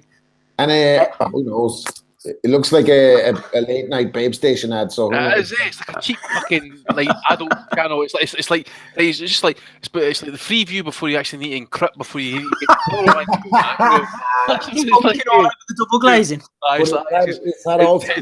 In 10 minutes, we were going to be encrypted. You won't get to see the sexy, saucy babes, and you won't be able to rip one out. Meantime, before we go to encryption, here's Floyd Mayweather with the new windows for sale. 644, baby. You know it, Rob. In 10 minutes, we're going behind the triple glazing paywall. When people said you couldn't see the windows, I was rolling laughing. Like, and then 2 Chainz, another famous rapper, commented under it and said, 50, you're a bully. So it's 1.6 million views now at the moment on 50 page. Hell. Right, bring us back to reality then, Rob. What about this Windsor Park show next week?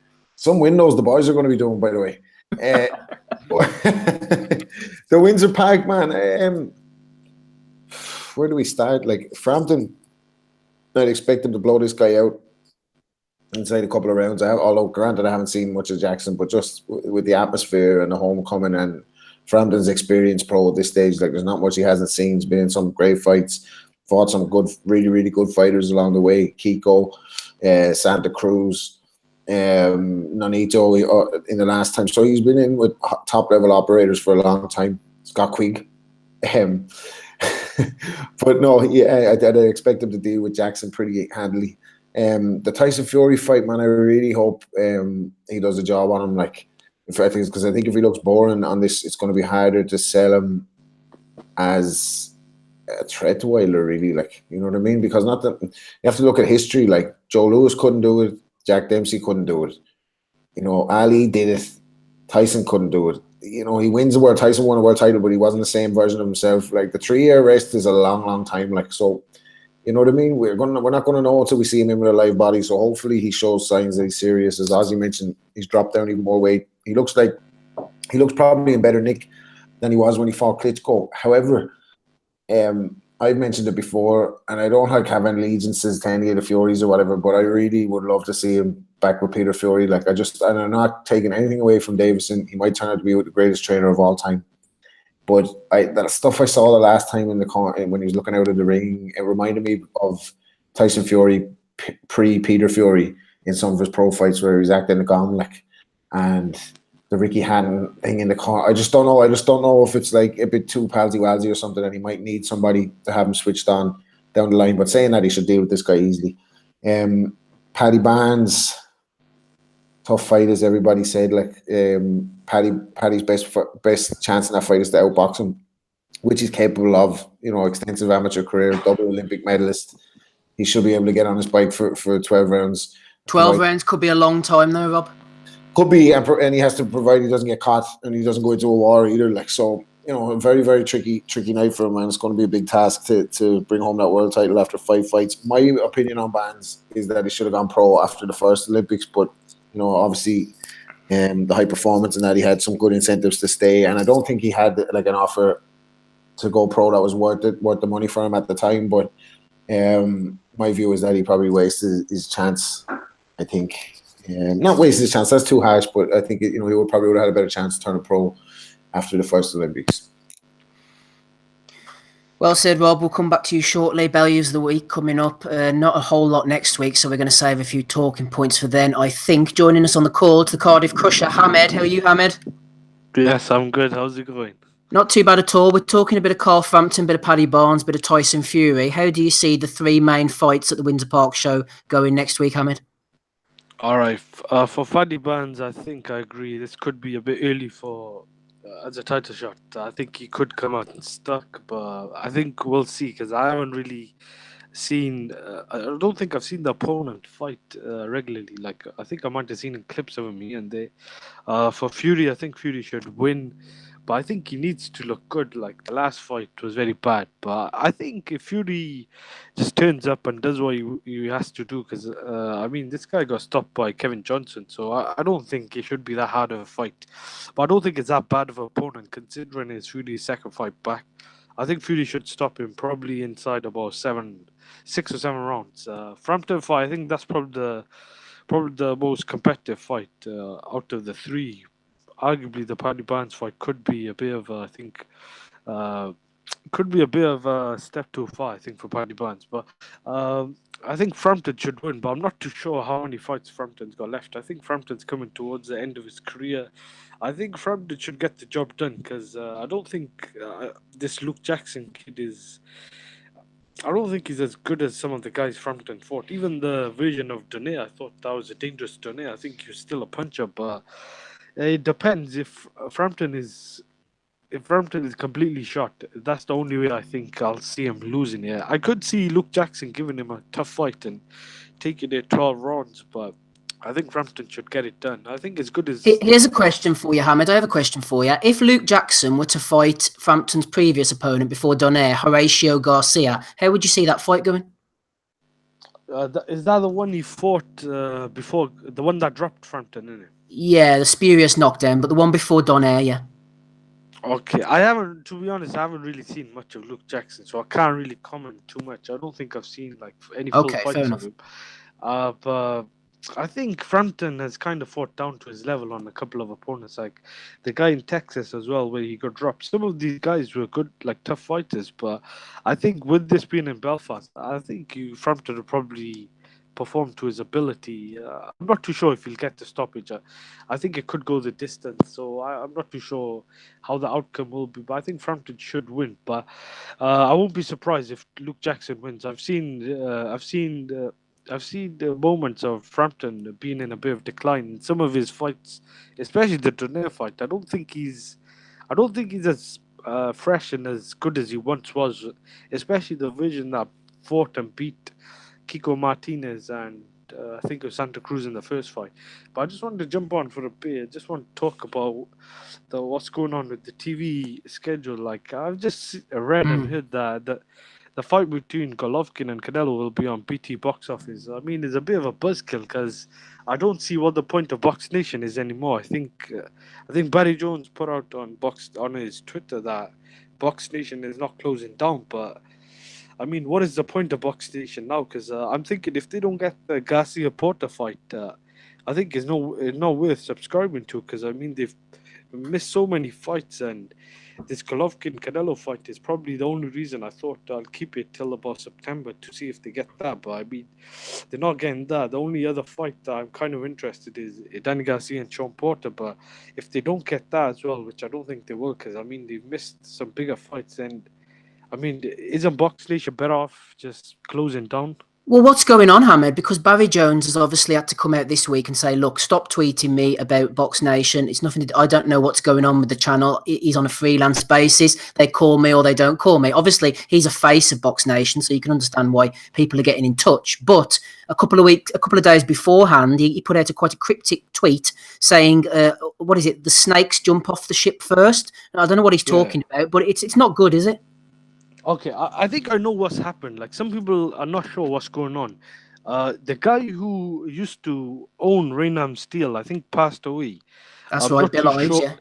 Yeah, that is his name, and that was, I think, the main reason Box Nation were getting so many fights. I think because it was a really rich company, and kind of the reason Box Nation, I think, got on the map when they got the Hey Chisora fight, and I think the Mayweather Cotto fight, and from there on they started getting all the big fights.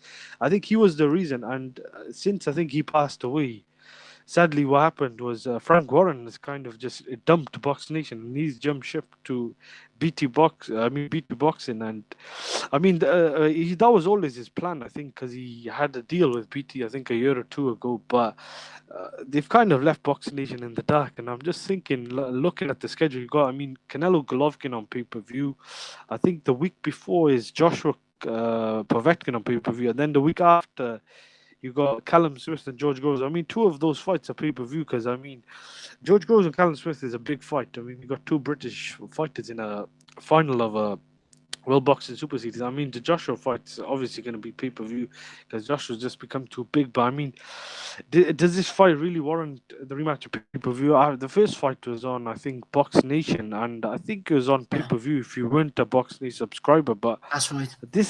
this is a bit annoying because I mean, what is the point of Box Nation? Sky Sports are not getting any fights as well. I mean, I could stream them on the internet, but my point is, I mean, why are we're not paying for, like, we don't have to pay for pay-per-view. Fair enough, that's a choice. But why are we paying for these subscription-based like channels like Sky Sports, Box Nation when we're not even getting anything? We really we got these channels and they're really not even showing any boxing. You get MTK shows, Hamid. You get the MTK domestic shows. I mean, you do get you get the odd few fight here and there. I mean, Pedraza and I think is Beltran. It's not a bad fight, but I mean, I want to see mainstream boxing on these channels. But I think I made a point. I said on Twitter earlier on. I think Michael Benson was the one who said the Canelo Golovkin fight is going to be on PT Boxer. So I said, what happened to Primetime? And I think that was it was a good in a way that when Primetime was around, it wasn't really a good channel in a way because it's just a pay-per-view channel, but it kind of prevented all these channels from getting all these pay-per-views. Because I mean, now you got ITV doing pay-per-view, you got Sky doing pay-per-view, you got BT doing pay-per-view. It's just it's gone overboard. Like we can't really watch any decent boxing on TV without paying for it. Like you understand where I'm coming from? I understand where you're coming from, Hamed, and we don't know what's going on with Box Nation and Sky as well, unless one of their matchroom fighters is involved. They're not picking it up either. I mean, far from me to advocate team stream, everybody, but you've got to find a way to watch it somewhere. Hamed, just before we let you go, I know that you were trying to get on last week and talk about the Sergey Kovalev fight, so I'm going to give you free reign to talk about Kovalev Alvarez. Just before you do, All right. I've been thinking of a little scenario here. So in future, I'm thinking, how about in the next fight? I'm not sure that I thought last week Kovalev was done, but I know that they're talking about bringing him back, not against Alvarez possibly. So what about this? In his next fight, how about putting Kovalev, Bivol, and Alvarez on the same card in separate bouts with a view to Kovalev and Alvarez both winning and setting up the rematch? So you could have, say, Kovalev fighting against Marcus Brown, Alvarez making a defense of his WBO, and Bivol meanwhile boxes someone in the WBA top 10 like Joe Smith Jr. or Jean Pascal, maybe Joe Fournier, lol. But seriously though, if someone slips up in the Kovalev and Alvarez fights, then Bivol could jump in. What about those three all together on a card? What do you think about that? I think that's a good idea. I did touch on this on the Beyond the Ropes podcast. I think we are meant to record an episode earlier on, but I think Sean was a bit busy. But I was just going to say, I won't go into too much detail. I think if anyone wants to hear what I had to say, could just listen to that episode. But I did make a good point, a point that I think is very interesting. People want to know about it. That I said if Kovalev is going to fight Don, I think you rather should just fight Alvarez in a rematch immediately and let Bivol fight someone else on the card. Because if Bivol and Alvarez are not going to fight in a unification, I think you're better off just letting Kovalev and Alvarez square off. Because I mean, the plan was originally for Kovalev and Bivol, if they won their fight, to square off in December. Now, Alvarez kind of ruined that plan. But if they're not going to let Bivol and Alvarez square off, because I think the main events might be thinking that this could be a bit of a dangerous move, because this is the last champion they got. So if they're not going to do the unification, let Kovalev and Alvarez just get the rematch on straight away. I think Kovalev will probably lose again, and that'll probably be the end of it. Let Bivol, if he can't get a unification with someone like Beterbiev, just let Bivol fight Marcus Brown, and I think that'll be a really good card. But as for Kovalev, I touched on it. I think we spent about 40 minutes on it on Thursday talking about the fight. I said that I don't think Kovalev was shot before the fight. I think some people are just getting the wrong end of the stick. I don't think the Wood fight completely derailed him. I think it's just he ran into the wrong punch at the wrong time, and he kind of, I think mentally he is kind of broken, but I don't think he was physically shot.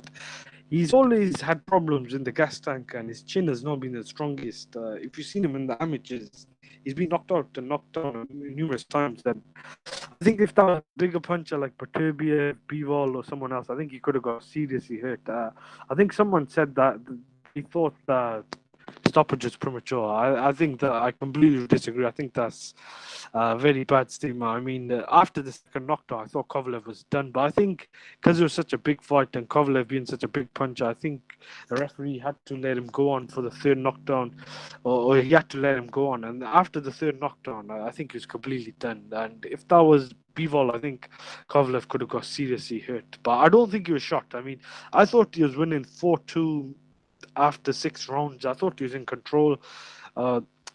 If he was completely shot, I don't think people would have had him a big favorite over Alvarez. Outside the handful of people, I don't think many people thought Alvarez was going to pull it off. So I think Alvarez deserves credit. I think Kovalev is not the crusher he once was. But I made another point, and I think Kovalev still is probably arguably one of the biggest punchers, because Gvozdyk, Bivol, and Kovalev all fought Chilemba, and the only guy to drop him was Kovalev. But the only guy to look good against him was Gvozdyk. So I think you could take what you want from that. But yeah, that's all I got to add. Brilliant stuff, Hamed. You're welcome next week. If you want to come on, just hit me up. Thanks for joining us. All right. Nice one. Take care, guys. Cheerio. Bye-bye. Bye. Hamed there, everybody. Right, final points of interest. I'm going to shelve most of the talking points for next week. It's going to be another quiet one, isn't it? So we'll talk about the bits and pieces then. Coley, Chamberlain and all that. Just before we get on to the Bellew of the weeks. Rob, I need to get you in on this one. Bryant Jennings against Alexander Dimitrenko on the undercard. This is in New Jersey, by the way, in case you wanted to go, Rob. Jesse Hart against Mike Gavronski and Jason Sosa, Shakur Stevenson, other people. Why on earth is Alexander Dimitrenko still a thing in 2018? I have no interest in seeing him box against Bryant Jennings or seeing him box against anybody else for that matter. Rob, what do you think? Jennings against Dimitrenko? Am I doing this heavyweight spectacular a disservice? Rob's that annoyed he's not even talking about it. Question over to you, Ozzy. Jennings against Dimitrenko. Are you going to be seeking out a stream for this one? I've actually just booked a flight to go and watch it. I'm not excited, so... that's top bants, that, by the way. But no, it's one of those fights, isn't it? What's the point? I mean, what's it? I can't remember what this Dimitrenko... Let me just check now. He got knocked out by Joseph Parker, didn't he, with that sort of weird body shot finish? Weird one, didn't it? Yeah, and it's like he just thought, actually, I don't fancy this. Oh, that was it. He beat that, Granat, KO'd him in a round. Jennings. They were talking about Jennings as a potential Joe Joyce opponent, so not too sure what's gone on there. It's a largely pointless fight, isn't it? Really, we're being brutally honest. And I don't really care about it. Where does the winner go? No idea. Fodder for a champion, really. Yeah. It's crap, isn't it? Utter garbage. It's further proof that we said months ago that the heavyweight division is absolute shit at the minute. Yeah, it is. It's a poor division, and I think it's going to take probably 2 to 3 years for potential younger prospects to come through. and actually make the mark on it. And even then, that might not be true either.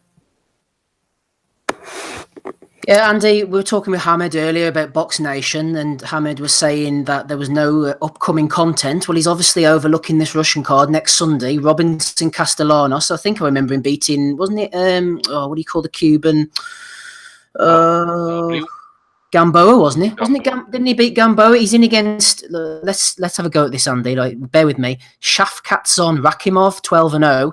He's another one of these Russian prospects. So what do you think about this card? Because you maybe had an eye on a couple of the guys on the undercard, possibly. Yeah, I'm looking at Magomed Kurbanov. He's fighting Charles Manucci.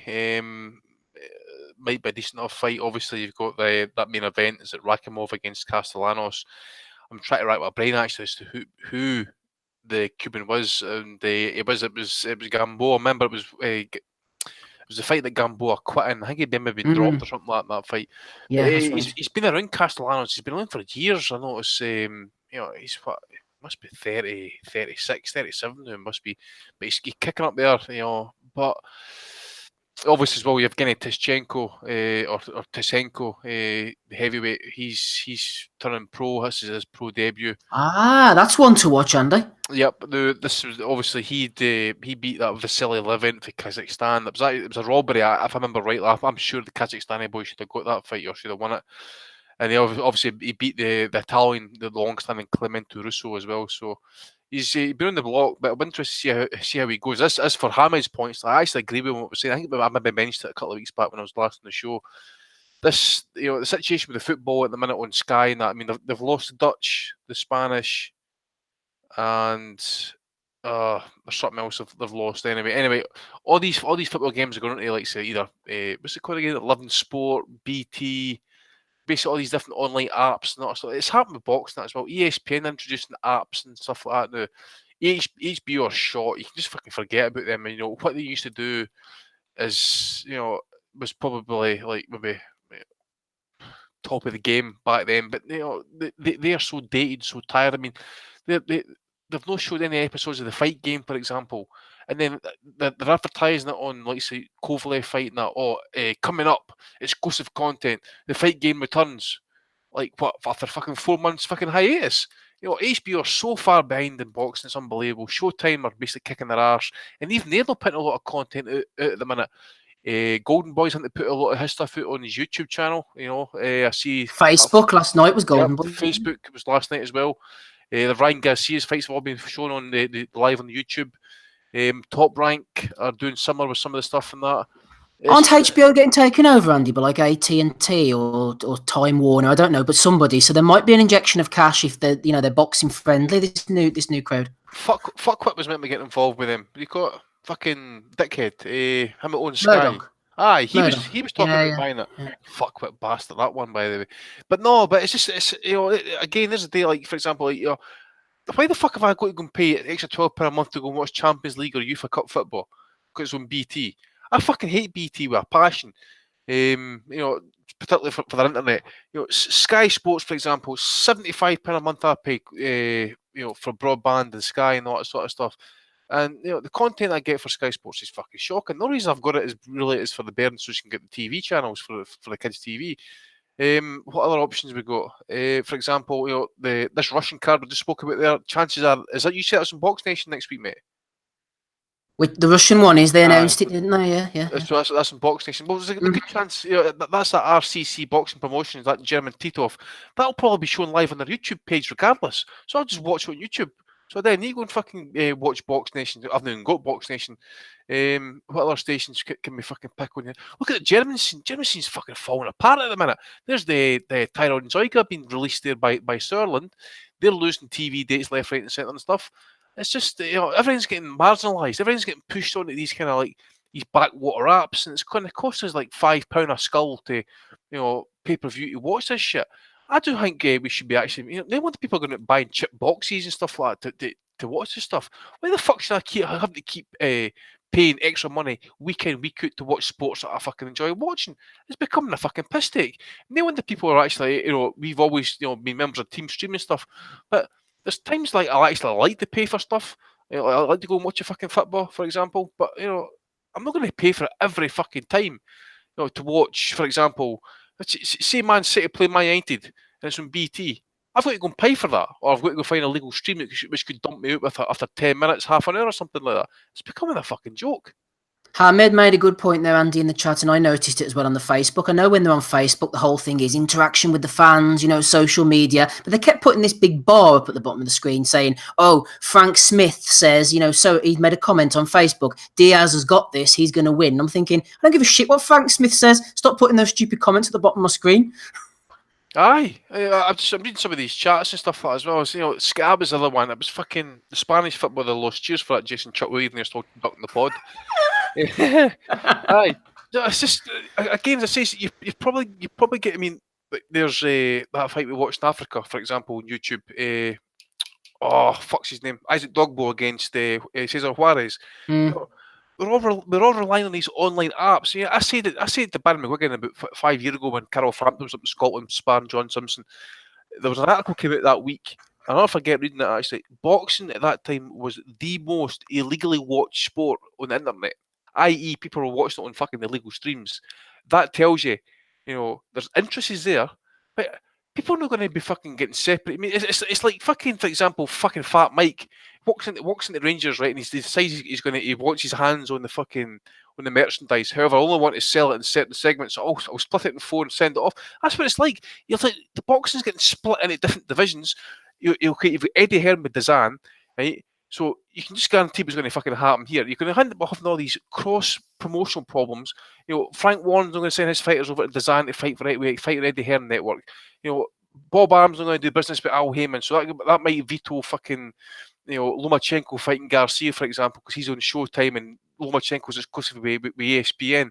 It's nothing new with all these contracts with these fighters and that get signed over to these exclusive network deals. But at the same time, then they start fucking complaining that he's ducking me and fights can't get made. At the end of the day, these fighters are signing themselves away to these fucking contracts, and it fucks them up and it fucks the fucking consumer up because we can't then get the fights we want to see. So something's got to be done about it. And I know they've got stables to need fighters to get promotional dates. I mean, there's Sam Bowen, for example, British champion. Wasn't he on TV? He said to go to Frank Warren to get TV dates. I know this, but we can't keep fucking having to keep going, the fucking dark web to get fucking links to watch this shit. I mean, there was you call him Ryan Scala. He's watching that Finland there last night. And I tweeted him, asked for a link for it. He didn't come back to me about one. But how's he been able to watch that?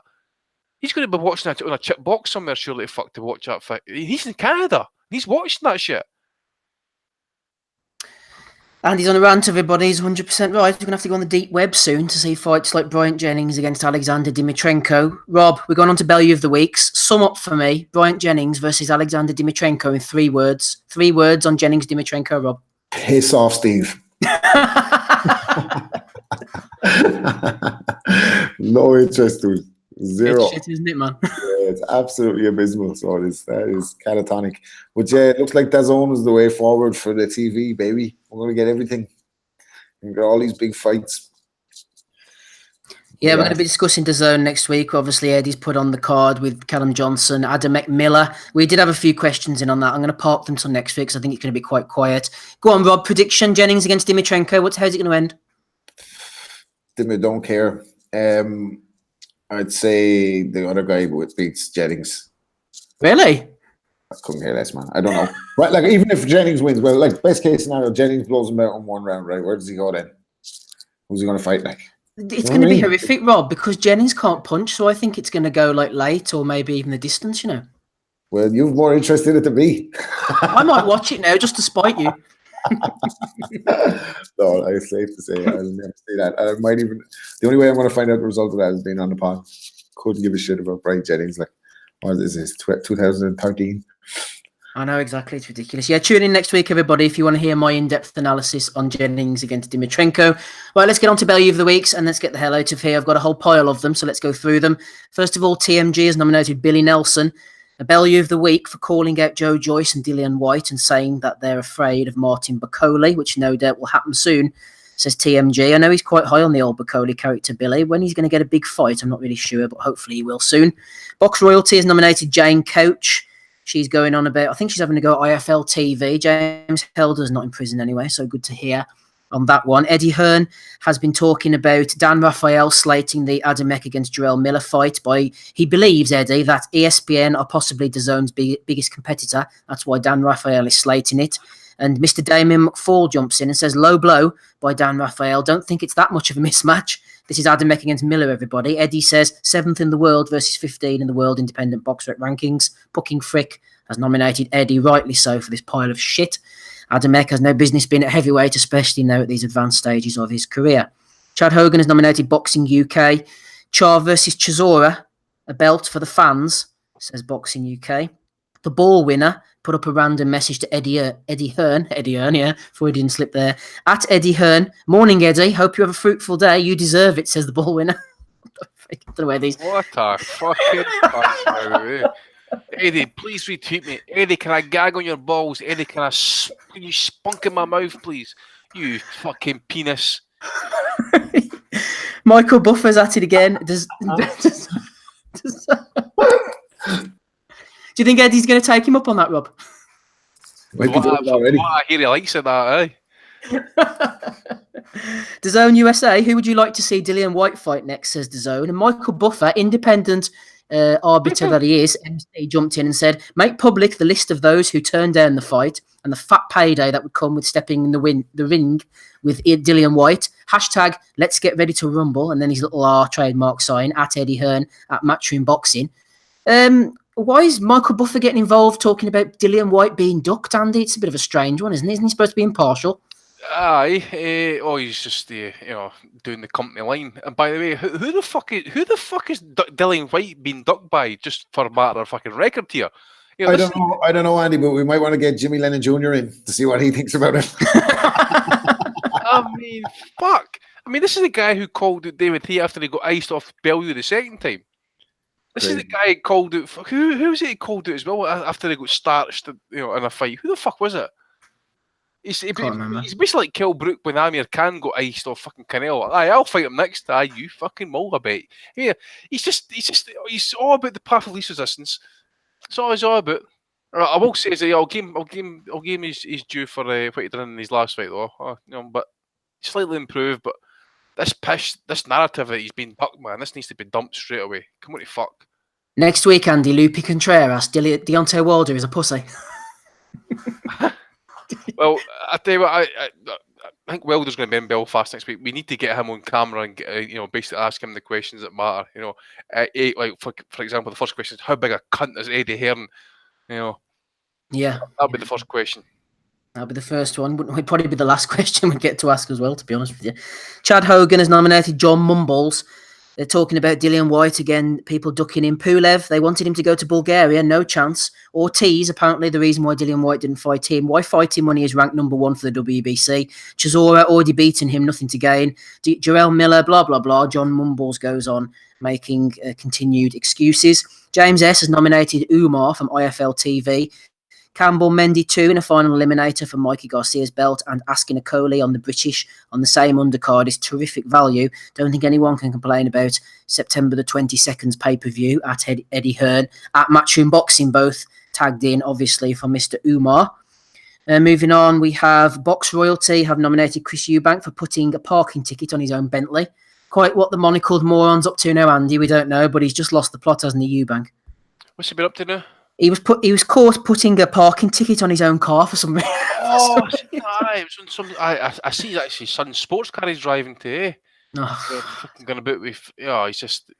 The guy's a mess. The guy's an absolute mess.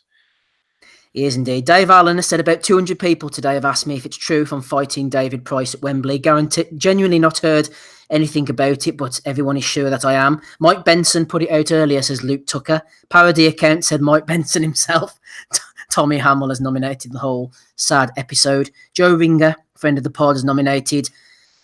This was a strange one. Big Baby Miller has had his face photoshopped onto the Matchroom USA card poster, and they've had a field day with this one. They've knocked about 30 pounds off him. It doesn't look like him at all. Looks like one of those E-fits whenever they're trying to do somebody for committing a crime. It doesn't look like Jarrell Miller anyway. I don't know who on earth this gentleman is, but they've taken a few liberties, got rid of a few chins off the old Big Baby there on that one.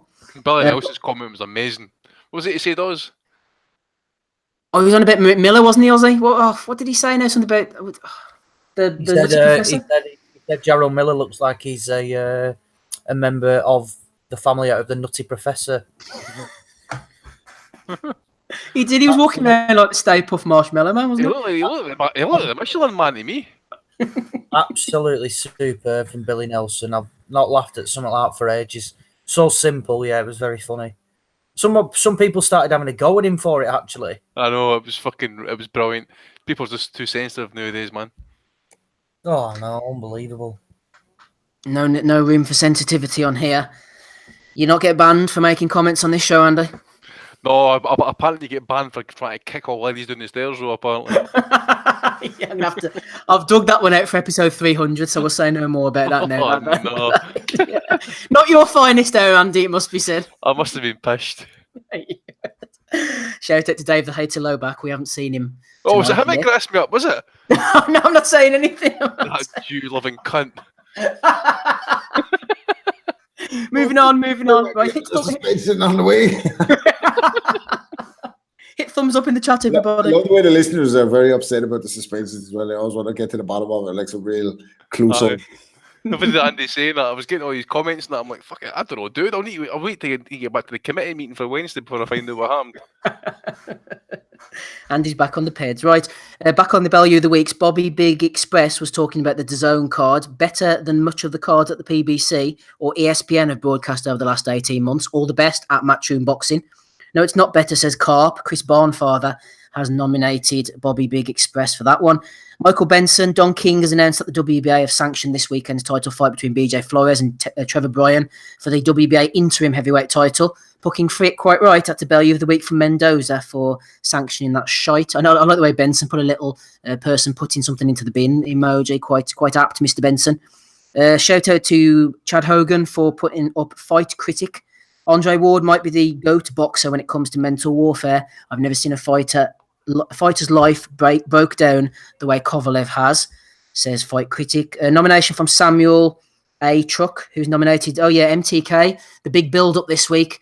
They were building up to this tweet. What's it going to be? Breaking news, groundbreaking announcement. And it was a link up with Lonsdale. They really trolled everybody, Andy, and the boy cried wolf tweet that was. I've got to, then the Fury announcement came as well, so I'm going to have to go with them so far. Yeah, announcement for them. Porky Ross has been in touch. He's not nominated. He's nominated Lennox Lewis for saying that Idris Elba has the next James Bond. No idea who this gentleman is. No idea about James Bond. I'm very on board with that, says Lennox Lewis. Nomination from Porky Ross. Liam Jordan, who put forward the casual shopkeeper Jazz recently, has nominated Dino for talking about Tyson in his prime was an absolute destroyer. What about Buster Douglas, says Liam. No words on Jazz, the casual shopkeeper, coming on just yet. We are trying to get Dr. Joseph Ajayo on, though, the Nigerian hitman himself. He's a big AJ fan. He tweets with quite regularity about the heavyweight division. I'm trying to get Joseph on quite soon. Don't really want to bring Nigeria, to be honest with you, so I hope he's got WhatsApp or Hangouts. Anyway, Tommy Hamill has nominated Dave Allen and Gavin Gilbert again for talking about this phantom fight. Colin Roberts nominated the Bronze Bomber. The Bronze Bomber was giving away, this is Dante Wilder, by the way, was giving away some advice on Instagram this week. He says, focus, mediate, and let your mind explore. I think he might have meant meditate there. Mediate, I suppose it's as good as any. Boxing Unwrapped has been nominated for Matt Simpson for talking about the Tyson Fury-Deontay Wilder fight. The boy David has been nominated for going on about Conor McGregor being a shite boxer, almost like he isn't one, says Lewis Dalton. Exactly. Josh Langley has nominated Festa 2007. Eddie Hearn is a fight fan. I'm sure he'd look forward to see who wins and get Anthony Joshua in with the winner of Fury Wilder. I've never seen Eddie wound up or bitter ever, so good luck trying Tyson Fury. James Jordan, Eddie Hearn, I've got a lot of love for you. Do us a favour and send Dillian White over here to the States, bash up Bronze Bomber and bring the strap home. And then Dean Ches jumps in and says, take the WBC and then have the unification fight with AJ would be the biggest box office in history. Boxing Boy 84 has nominated those two clowns. Oh, the knowledge. He's back, everybody. Love to hear the knowledge. He put out a message this week. He said, I don't care about your skin tone or your religious practice or your sexual preference. Treat me with respect and I'll do the same, says the knowledge. Chad Hogan nominated him there for Mr. Fear on himself. Chris Mason, darts extraordinaire, was on earlier nominating Daniel Suarez. He said to BJ Flores, win tonight, BJ, and then fight the Bronze Bomber in December. L. Is he trying to sacrifice this guy? He's trying to put BJ Flores, even if he had beaten Trevor Bryan, in against Deontay Wilder. What a sadomasochist, Andy. I'd have watched it. Friggin' hell. Without a doubt, I'd have watched him get iced. Oh my God. Right. Max Stoker sent me one as we speak. So I'm reading this one live. It's for Noel Gilronan, talking about Eddie Hearn as well. Thanks for that, Max. Right. I believe you might have one for us, Robert. Oh yeah, I forgot this one last week. Like, then I put it in the chat on the Twitter group chat. Like, but Off the Ball, this podcast in Ireland that Andy Lee's actually a presenter on. There we go. Comes in to cover the boxing, like, and they're actually generally pretty good. Really good on Gaelic games. Really good on soccer. Get a lot of good interviews. But this guy Joe Malloy, like, he's interviewing Roy Jones, and then decides to, like, at the very end, like, start to badger him about his interest in cockfighting, like, and basically make him renounce it, like. And Jones was like, 20 million chickens get killed every day. Don't start telling me you give a shit about chickens, like. And he pushed him to the point that Jones hung up the phone, like. And it was kind of funny or whatever, like. But, like, it was like, you know, there's so much to ask Roy Jones about. Like, why did you go for that clickbait, like, cheap shot? Trying to be controversial. Yeah, trying to be controversial, and, like, you know, I just think it's brutal. And will you admit that it's brutal? And he's like, no, I'm not going to admit it's brutal. It's like, the people love those chickens. They don't want them to die, blah, blah. Like, we're always giving through his eyes, but he's not Roy Jones' moral compass, like. And another thing, you're putting him in a position where he could lose his job because TMZ picked up on it then and started asking him about the Rooster fighting a couple of days later. So he could easily get the sack from HBO for something, like, for making a comment about that or whatever, like, easily, like. So in this current climate, so I just thought that was a bit of a cheap shot, like. So belly of the week to Joe Malloy, who's normally pretty good, but I didn't like that line of questioning against one of the greatest, like, he won one of the greatest fighters of all time, and you want to ask him about Rooster fights, like. Anyway. No, I agree. I don't like that shit. I think a lot of the time the editors push them into it. It's like whenever Eubank, do you remember the Eubanks did it with Channel 4 after the Nick Blackwell fight, and the guy just kept on pushing it and pushing it. I've seen Channel 4 do that type of shit before as well with Robert Downey Jr. You know, they're interviewing him for a film and they use it as a chance to get in the back door about, like, his drug abuse and all this type of stuff. It's like you're trying to ambush the person. Roy Jones wasn't there to talk about that particular issue, so that's a cheap shot. Yeah, exactly. It's like that guy on Canadian TV that hit Tyson with the conviction about meeting the mayor. It reminded me of that, like. So, and like I said, that guy's normally pretty good, like, and but just to push him on that was like, and then he had his facts wrong. He said the chickens have their teeth sharpened. I was like, no, dude, I think you're talking about dogs there, man. I don't think chickens have teeth. Yeah, what kind of chickens these are fighting? But anyway, we digress. No, nomination for Joe Malloy, worthy one as well. Any from you, Ozzy? No, none from me, sorry. None from me. No, not at all, no problem. Andrew, finally to you. Have you got any nominations for us? Anyone pissed you off this week? Eddie Hearn. Did anybody catch up with the Carol Froch interview when Carol blamed him for basically fucking up the Joshua Wilder fight and stuff? I thought Carl sold out on that though at the end because he goes, it's because you're such a good promoter, Eddie. Because, you know, I wouldn't have put him in either if I was, you know, I think he should have just continued with the I'm blaming Eddie line. Hearn was fucking raging, by the way, absolutely raging. And I think as Tommy put out a really accurate tweet actually a couple of days before, or a couple of days after that, and that, for example, especially for the match from FC boys. You know, Warren's saying he's seen the contract. Finkel's claiming that he sent it. Espinosa, who's been involved in the biggest fights in recent boxing history, is claiming that he's seen it get sent. So there's three people, right? And Eddie Hearn's all claiming that they're all lying. I tell you what, Frank Warren, who's probably fucking, you know, on the ball with his fucking lying lawsuits and stuff like that, if that was the case, he'd be fucking banging that right in, and Eddie Hearn would be changing his fucking story straight away. That motherfucker. And I had another one actually that's been right out of my head. I should have wrote it down there actually. I'll probably come back to it after the show.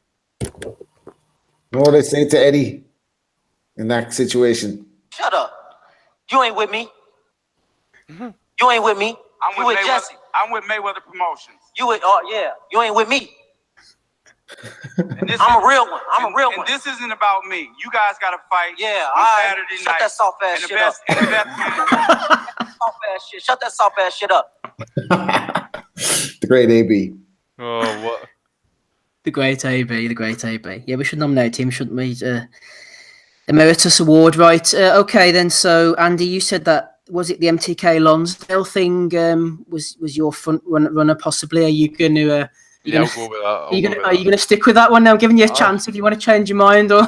I'll stick with that one. But I was going to say, actually, sorry, my head again. Fucking hell. No, that's what it was. Who did Spencer pick out between the Ask and the O'Coley fight by? I seen they had O'Coley in the studio there during the week. Who's he picked to win that fight? I'm not sure now. To guess, it wouldn't be O'Coley by any chance, would it? I was going to say, here's thing about skin colour and stuff, lads. We need to pull up every black and white fighter that he's made fucking predictions on, by the way, and we need to show it that he's a fucking racist because he picks a black man all the time, all the fucking time. Jason Chukwu, shout out to you in the chat. Yes, in answer to your question, I honestly don't know. I have no idea. Yeah, Spence. I don't know about Spencer. I think I'm going to go with Daniel Suarez, actually, Ozzy. He's the guy nominated by Chris Mason. He wanted, if BJ Flores had beaten Trevor Bryan, he wanted to see him fight Deontay Wilder in December. What do you think, Oz? No, I'm going with MTK. This big hoo-ha, a big countdown, announcements about announcements. I'm thinking, bloody hell, they've got some really groundbreaking news here. And then they announce it, and it's a deal with Lonsdale. So I had a feeling, Ozzy. I had a feeling it was going to be something bullshit. I really did.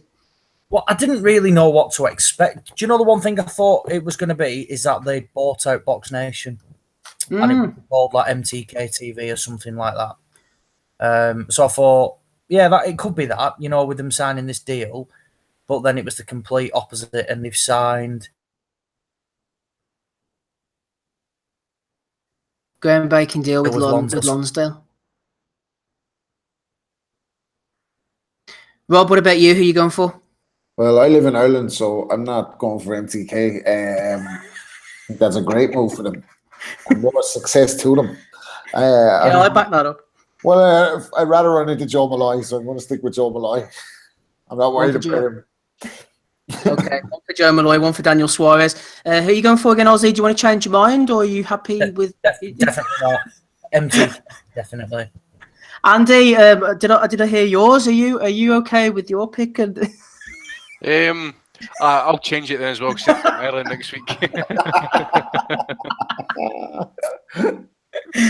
Congratulations, MTK. We'll be handing an award over to you for the Value of the Weeks anyway. Right, let's get out of here then, boys. Thank you to everybody who jumped on. We're going to end on a sad note, unfortunately, because someone in the boxing community did pass away during the week. A friend of ours, Chris Ansell, who's a Patreon subscriber and regular listener to the show. He's listened since day one, actually, as Chris. It was just a couple of days after an episode that we did on Patreon celebrating the career of Paul Ingle came live on the Patreon that Ingle's former trainer, Steve Pollard, died. He was a Hull boxing legend, and Chris Ansell himself actually started boxing in Steve's gym. He was a big, fitness aficionado. He got everybody whipped into absolutely fantastic shape. Paul Ingle used to go in the gym. I think one time he entered the gym for a training camp, like 42 pounds or something overweight or something ridiculous, and Steve got it all drilled off him. And just reading from the Hull Daily Mail, I think it was here, he was 61, died from motor neurone disease, and he was just well respected in the Hull area. And I said to Chris that I would mention that because it is sad. Hopefully he gets the 10 bells at the next big show, to recognise his contributions to the sport. Right, Andy, thanks to you for jumping on. Thanks to Ozzy Smith as well. Thanks to rapping Rob Kelly, Joe O'Neill, the IrishBoxing.com stalwart was on earlier. No sign of the Yanks this week, or Smido. He wasn't interested in BJ Flores against Trevor Bryan. The Guru was on, and also our two guests. We had Carl Greaves earlier on the show and Sam Bowen. We managed to keep it going for 2 hours. We weren't sure that we'd be able to make it. Thank you to everybody in the chat. Chukwu, Hamed was on with us as well. All the boys, MB, Fat Apples. Don't know if he was in, actually, to be honest. Anyway, I've rambled on for long enough. I've been Steve Wellings. Thank you for listening. Goodbye.